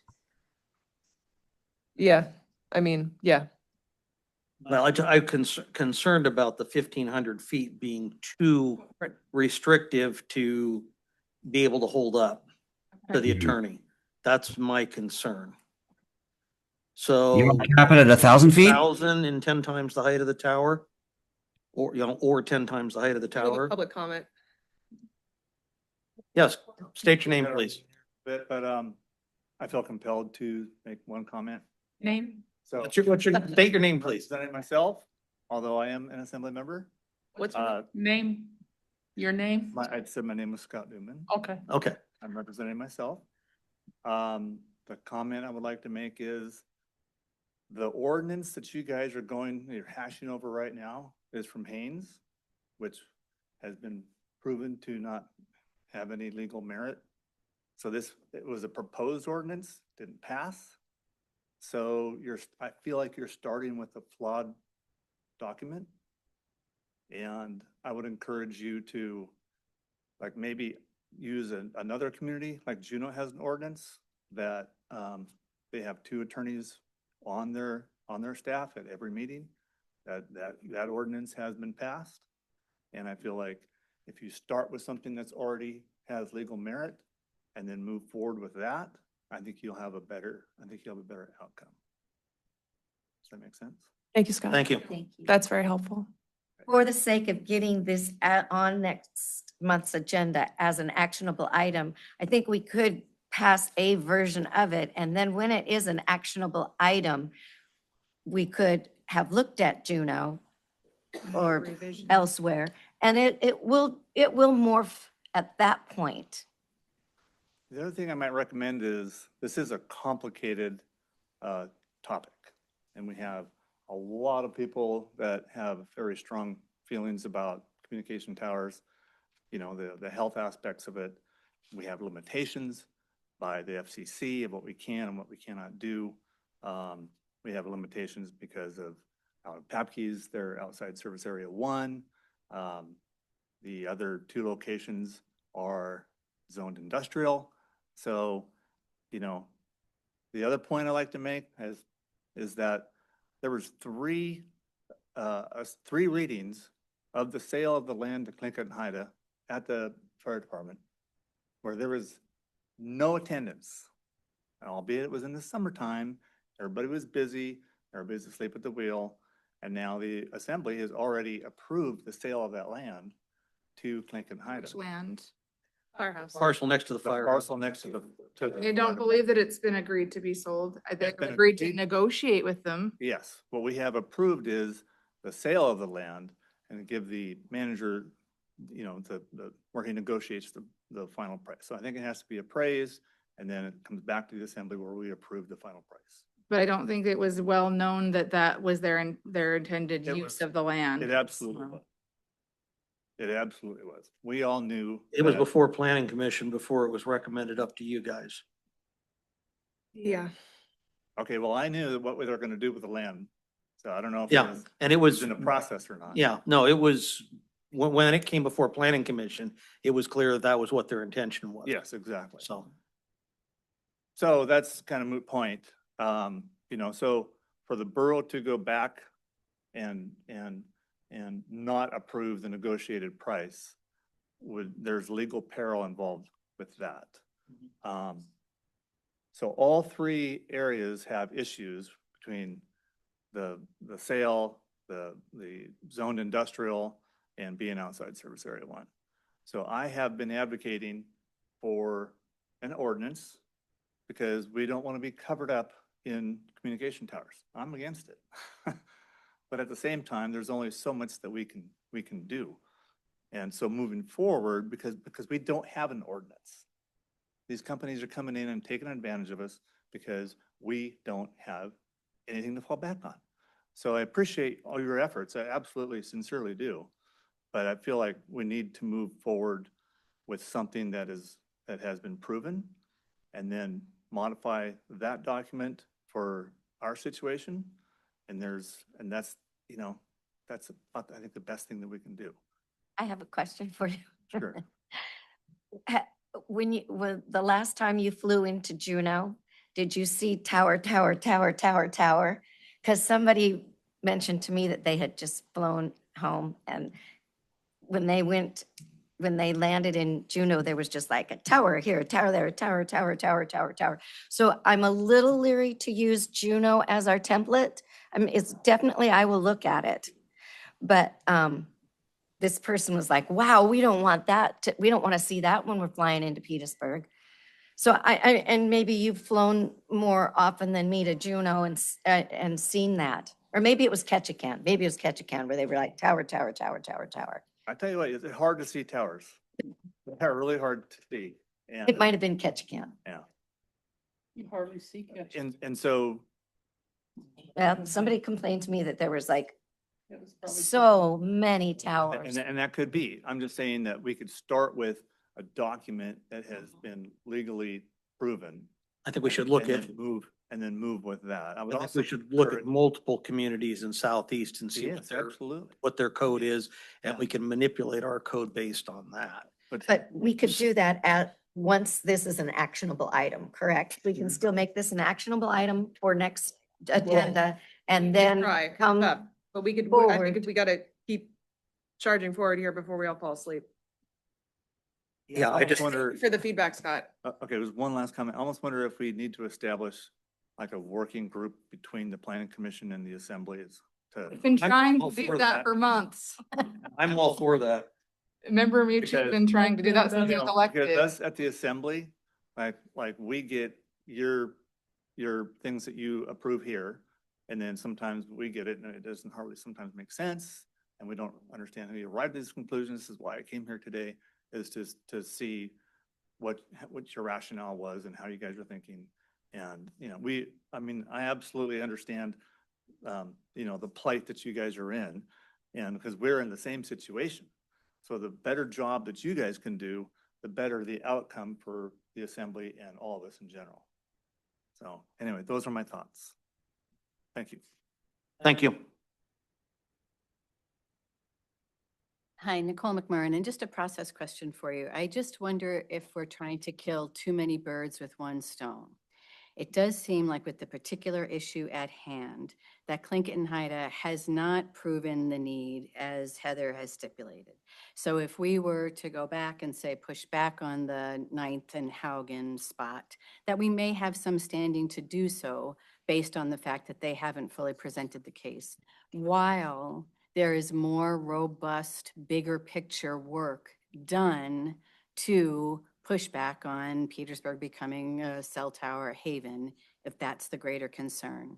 But I wonder if in an attempt to serve the loudness of the community, we're trying to do something very large, quickly, that we're ill-equipped to do in one fell swoop. So I just sort of put that out there for consideration. Think about what can be done now to address the knock that's at the door, not maybe if companies come visiting for the holidays after all. Comment? Yeah, hi, I'm Tara Lucas, and I just thought if we were going to get a roadmap of what to do if there had to be a tower, it kind of sounds like we're being cornered in to me. But I like Hawaii cables, and I think they've been proven to be. It's another way to do it if it has to be done. Thank you. I think this commission is doing what we can to address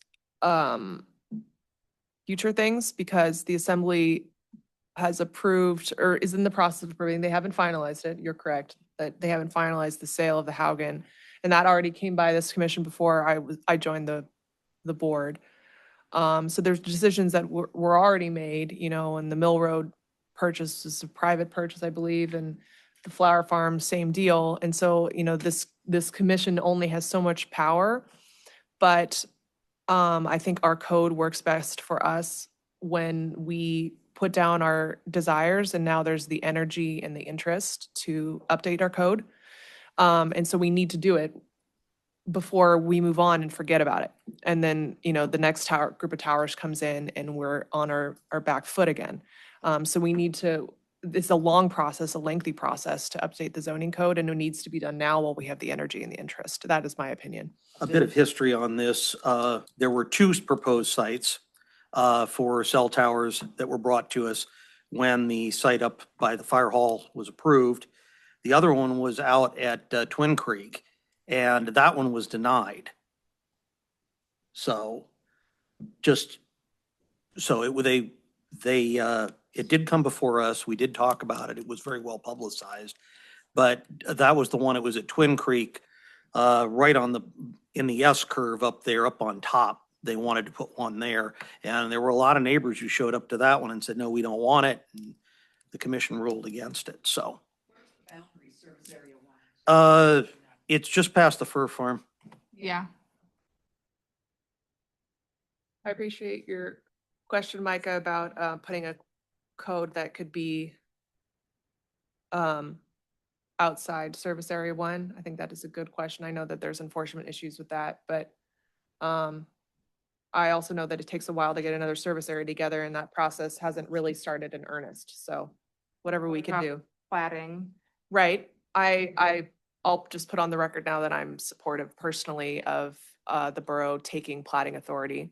The borough does have plating authority outside of service area 1 as far as being able to say minimum lot size and that sort of thing. That has, or we do not? I thought we talked about that. The mayor has not signed. No, we do not. We don't have any regulations for outside service area 1.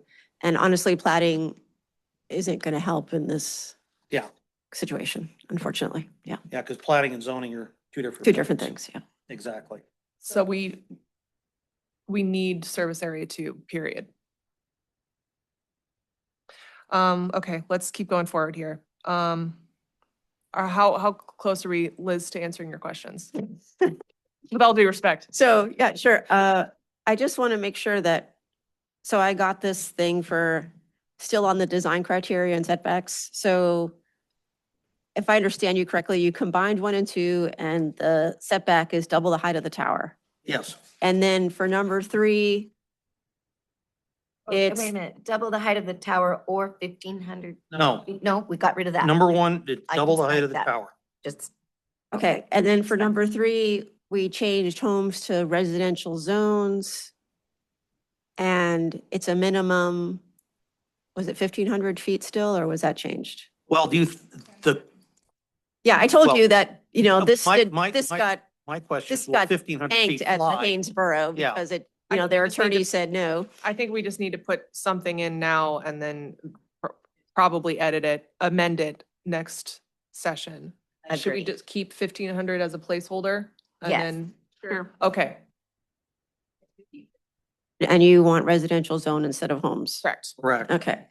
So, you have nothing in here about encouraging co-location to reduce the actual number of towers that have to be built. I think I talked to you at the last meeting about how it might be in our interest to encourage that and make it a simpler process than the process of doing a whole new tower, to incentivize companies to look at co-location before they look at building new. Also to require them, if they do build new, to show that they actually have spots for co-location. So when the next person comes along, they don't have to build a new tower. I actually didn't read that portion, but No, it I was at mentioned the it at the bottom. meeting. Yeah, it was at the That- bottom about co-location. So the only thing you have in here is if someone wants to amend existing equipment or tower, they have to go to the Borough Assembly, which to me is actually a more laborious process. I can't say the word. Laborious, thank you. Process than what you have for a tower. So I don't know if you just kind of decided you didn't want to do that or just omitted by accident or what, but it seems to me if your goal is to have fewer towers, then what you want to do is encourage co-location before they look at a new tower. I support co-location. Yeah, I think it's a good Too. idea. Yep. On any Um, new approved tower. I would also encourage you to think about making co-location a by right use as opposed to having to provide as much and permitting and conditional use like you're doing for a tower. I would say a tower should be by itself should be a conditional use, but I think co-location should be a by right because you're not changing the structure to make it taller or anything else. If they were to change it to make it taller, then they would have to go for a conditional use again, though, I would say. So again, just going back to why the definitions are important. So if you separate out the definitions, tower versus equipment, then you can say, here's the process for tower, conditional use permit, but equipment that's being co-located, then you can keep that as a by right. And hopefully that encourages that co-location first. Yeah. That makes If sense. that makes sense. Yes. Okay. Okay, let's see here. What else did I have? Oh, so then this process on the exception to reduce the setback, We struck that, didn't we? No, you have to have that or you're gonna, we need it. Where am I looking at? Which one was that? it's number 4. Number 4. I'm sorry, I'm going back to design criteria. Okay. That's a big one. Exception setback. Um, Oh, but they have to prove significant gap. right, so Yeah. to reduce that setback, what is the process for that? And then also, does that allow them to reduce it even beyond our established setbacks where we have setbacks, if you're adjacent to residential or something, so. It's a great question. I would say that the minimum setback would be always applicable. And they shouldn't Well- be able to reduce it. They should. I think this is, Sir. I think the way it's written says. I agree. An exception shall reduce to the minimum setback distance only, which would be, in this case, double the tower height. Yep. Okay, so then let's say that's the case, and then they still can't put the tower in anywhere in the area that they need to do it. It's just gonna go to a lawsuit and you're gonna lose, Or they could find it. right? Because if they can demonstrate a significant gap, then, Yeah. But what if they can't? I mean, So have you you seen don't maps lose that every lawsuit automatically. they've used? Have you seen maps that they've used that show significant gaps? How do we get them to show us their maps? But they're supposed to have to demonstrate that. they only have to demonstrate that if they're denied, like, an application. Like, they don't have to, under our current code, they don't have to demonstrate that, right? Oh, I was Yeah. thinking that to satisfy Not the grants, everybody's, they were going to have to, not map. everybody uses that. and then they use the right? word map. Not everybody is under that. But the question is about the setback reduction. Like let me just ask one question. What is the process to have that setback reduced? Like if you're putting in a tower, you can't put your tower where you need to put your tower and you can't meet this setback requirement and you need to have it reduced. By what process do you get that reduced?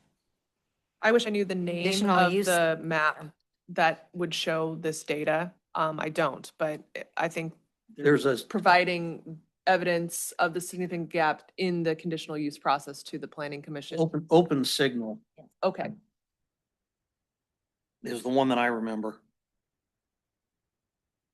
So you're saying it would be reduced as part of the conditional use permit process when they first apply? I think that is what I'm saying. Because usually we use a variance process to reduce numerical Okay. requirements, not a So- conditional use process. So a variance process then. Okay, so they would have to apply for both. Okay. Yeah. I think that's the way to do it. Okay, so our variance process, generally what you're looking at is whether there's something inherent about the property that some physical constraint that prevents them from following the code like anybody else could follow it. Do you feel like there's not enough room is a physical constraint? Like there's nothing about the property itself that may require them, may make it so that they can't meet the setback except for the size of the property, But we're- which, But we're making, no, but it's not. It's like, how does the Setbacks. variance criteria? I think that actually makes sense because if the size, if there's a significant gap and the only property that they can buy is too small to meet Huh? the setback requirements, then they would ask for a variance based on the physical characteristics of that lot. Because I don't see any other legitimate reason. I think we need to put in there something about they cannot find another lot that would meet the requirement for their signal requirements. And this is the best lot to meet the setback requirements. And So least- you want them finding the best possible lot that would have the minimal impact as far as setback requirements, but also still meets the criteria of giving them the signal they want. That sounds fine to me. Am I missing something? it sounds fine to me. My only exception is I've also seen where they're saying least intrusive exception. Mhm. So I mean, And that's to the, other landowners, you know? So they have to show that they're not asking for too much setback or too much reduction in setback. yeah, I would like there to be some language in there too that protects nearby landowners, that does say something about it should be that they've made the best effort to find the least intrusive.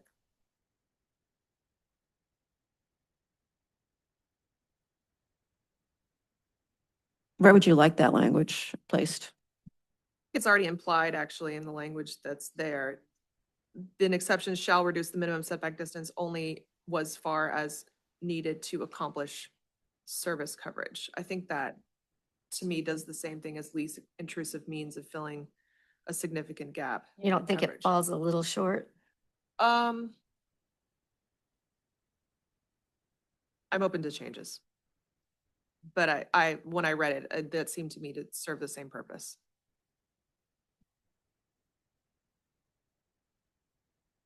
Does the Telecommunications Act actually define significant gap in service? Like, can I look that up and it's a pretty clear definition? I have some comments from Chris Cropley online, if you want me to read them. There's some comments and a question. Okay. So he's touching on the significant gap. He says FWIW, the significant gap is based on each carrier.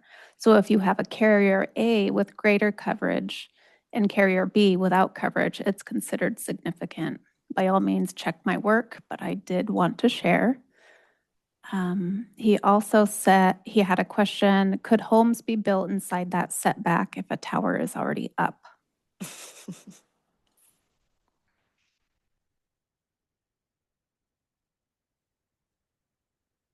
He also added, look at Spectrum Act of 2012 too. And also the map you were referring to, he says RF heat map. Very much. You're welcome. Say that part again, please. RF heat map. Yep.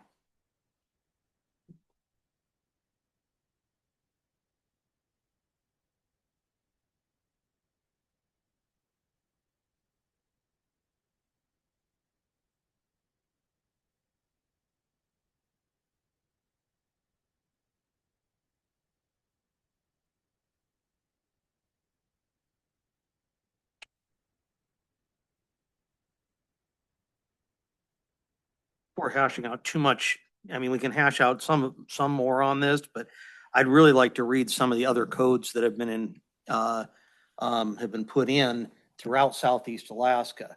So we have a good idea of what has passed and where kind of give us a roadmap of what we can do. We might be able to pull a little bit from here and a little bit from there and come up with something that'll fit for our community, but we also know will probably hold muster. So.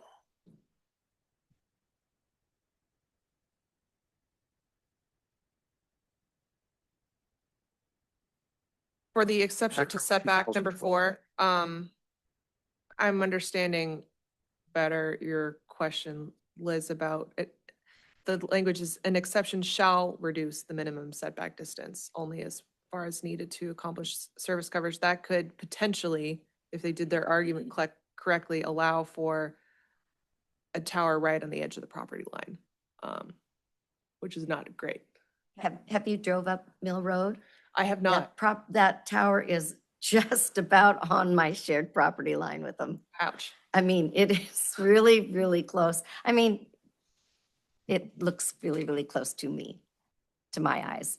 Right, because there's no setbacks on industrial land. Right. Right. And I understand they bought private property, and I'm not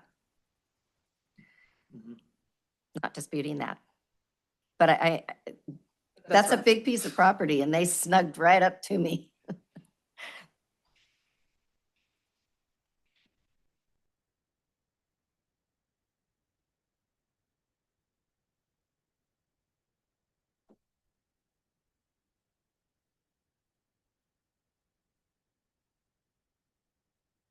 Yeah, I have problems with number 4 now. I have big problems with number 4. As I said, I'd really like to look at some other codes that have been put together before. I know. You know, I don't it's- want to disappoint people, but I don't want to put it together bad code that's just going to get kicked Yeah. back. That's my concern is that the lawyer's going to say, no. And it won't even make it to the assembly. Yeah. Yeah. So I think, Does it have to take us another month to revisit this, or? can we put it on the agenda as is, come back with our ideas and then hash this out? I when we- believe that at the our next meeting? procedure does not allow that to happen. You have to put things on the agenda that are done. Let's call it done. No, it's obviously. It's not anywhere near done. We can't insult people's intelligence by calling this done. I'm sorry. There's a couple things you can do. One of them is you can have another meeting. That's if you want to try and actually have something actionable by March. But I would need at least 15 days to get public notice out for a change in an ordinance, right? Right. So, yeah, Liz, so that's an option. Could if we you wanna do it a sooner. work session with the commissioners to go over, look at all the other, have a couple of weeks to look over all the other code, sit down, have a work session, hash something out, and then we can, at the next meeting, put it on the agenda? So the whole purpose is for people to see what your plan is. Yeah. You I'm know, just as thinking. close to done as possible, 2 weeks before the meeting. Okay, well, if we could do it in, could we do that?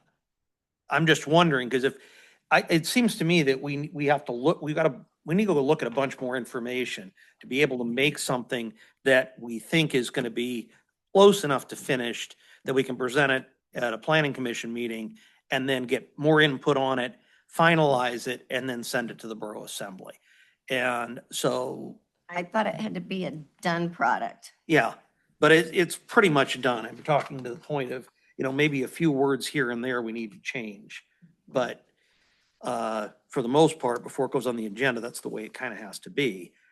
But that's why I feel I don't think we'll get there today. So, and I think it's probably best if we figure out somewhere so we can come up with some ideas.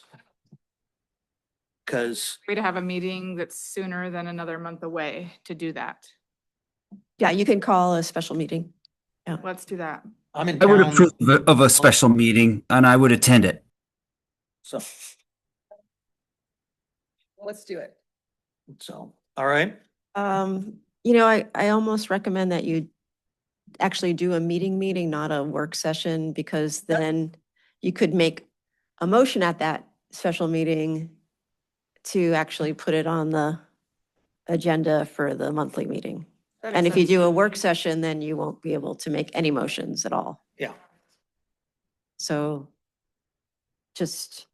I'm trying to think of if we have, is there not something about noticing special meetings?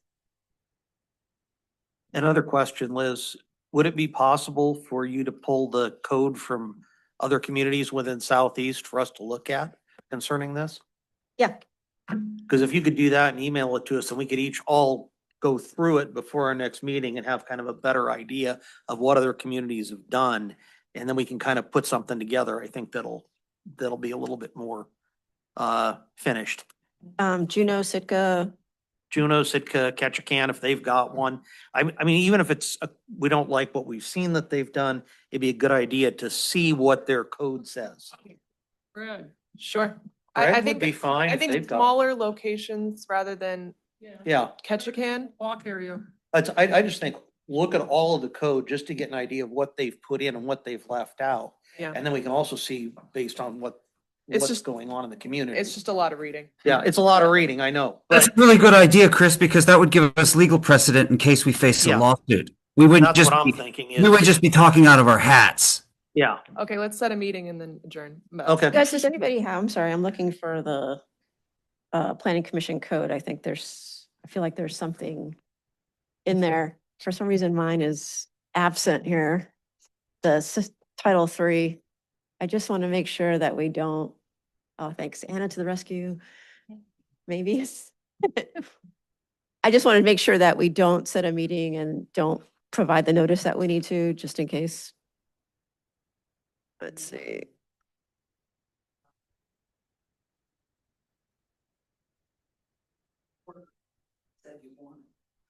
Yeah, like Hawaii.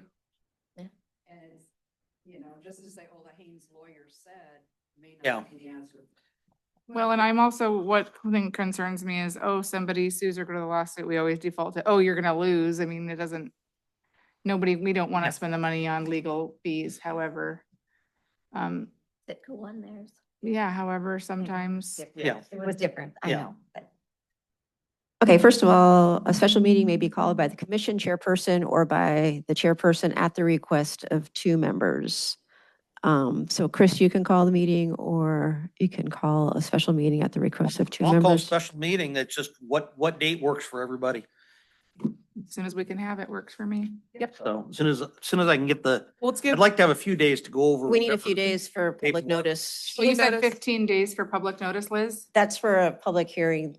Okay. And you actually are having a regular meeting if you're going to take action on a zoning change, I would. So we don't have to adhere to the 15 days.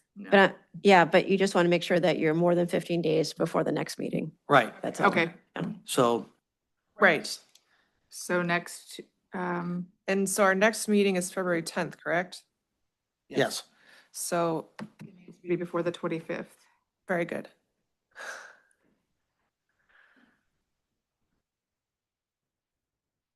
I'm not here the 19th to the 21st. Can we do the 23rd? Is that all right? Sure. Any day's fine with me. Just let me know. Friday, the 23rd? Yes. When's the chamber available? Is that, yeah, I was gonna say. That's the we biggest need to question. know. 'Cause I have all these different appointments with PT Yeah. and all that stuff that I gotta. And Can't manipulate. be noon again? No, the meeting, this is used at noon. It'd be nice if it was earlier, if you guys can do earlier. Earlier's fine. Could we do? Anytime, just let me know. Friday, Are we looking at the 23rd 23rd? at what time? This 10 a.m.? 10 is good, yeah. So 10 to 12.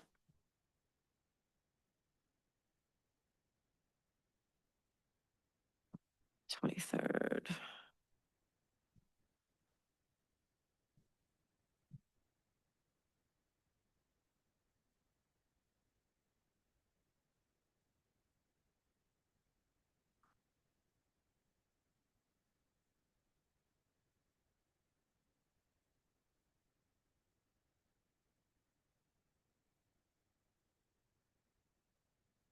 Okay. I move to adjourn.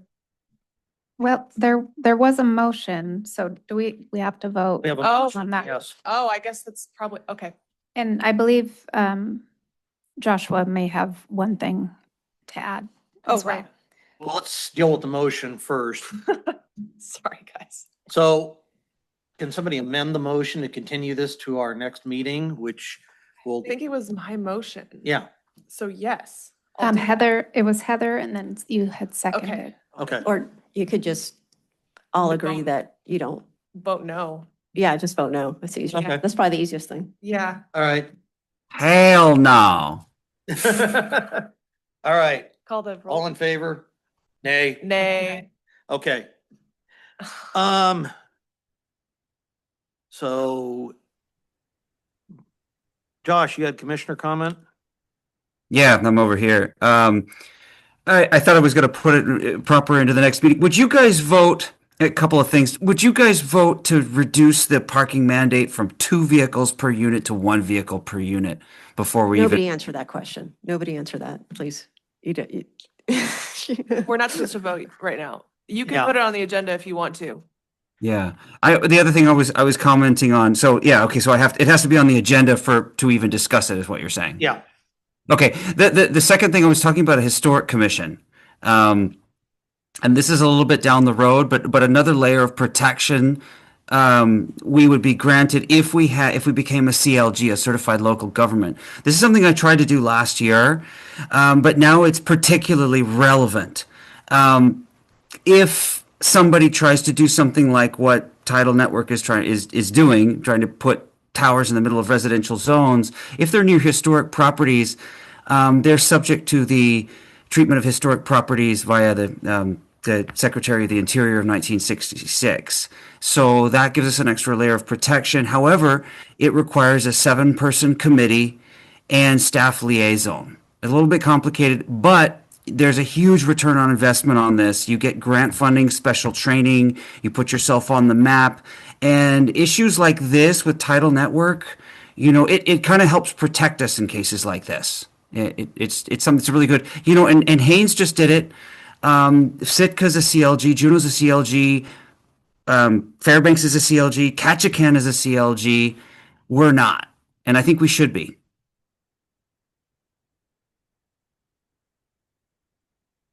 Okay. What do you guys think?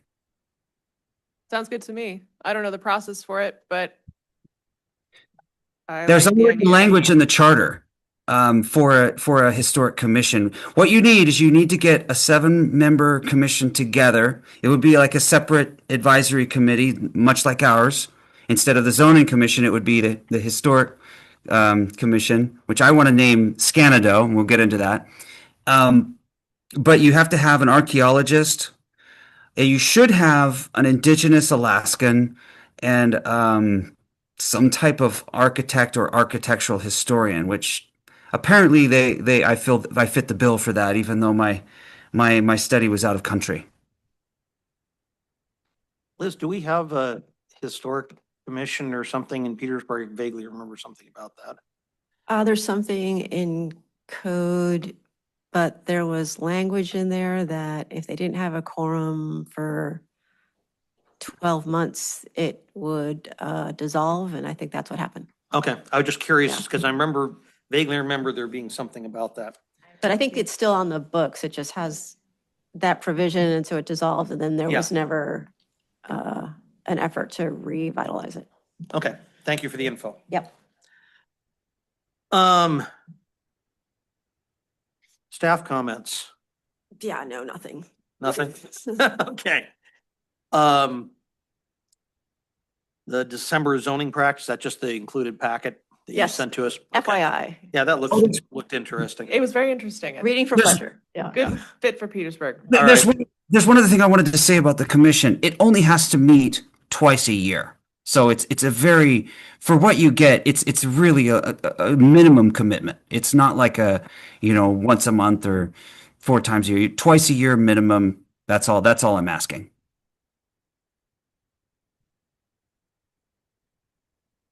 Okay. We've scheduled a meeting for the 23rd at 10 a.m. to noon here in the chambers. Hopefully we can get a chance to look at all the different code possibilities and And they're gonna and- be emailed to us? Liz is nodding yes, so, all right, we'll take a look at that and we'll kind of put something together. So, and after that, our next meeting is February 10th at noon. Do we have a motion to adjourn? I move to adjourn. I second. All in favor? Aye. Aye. Aye.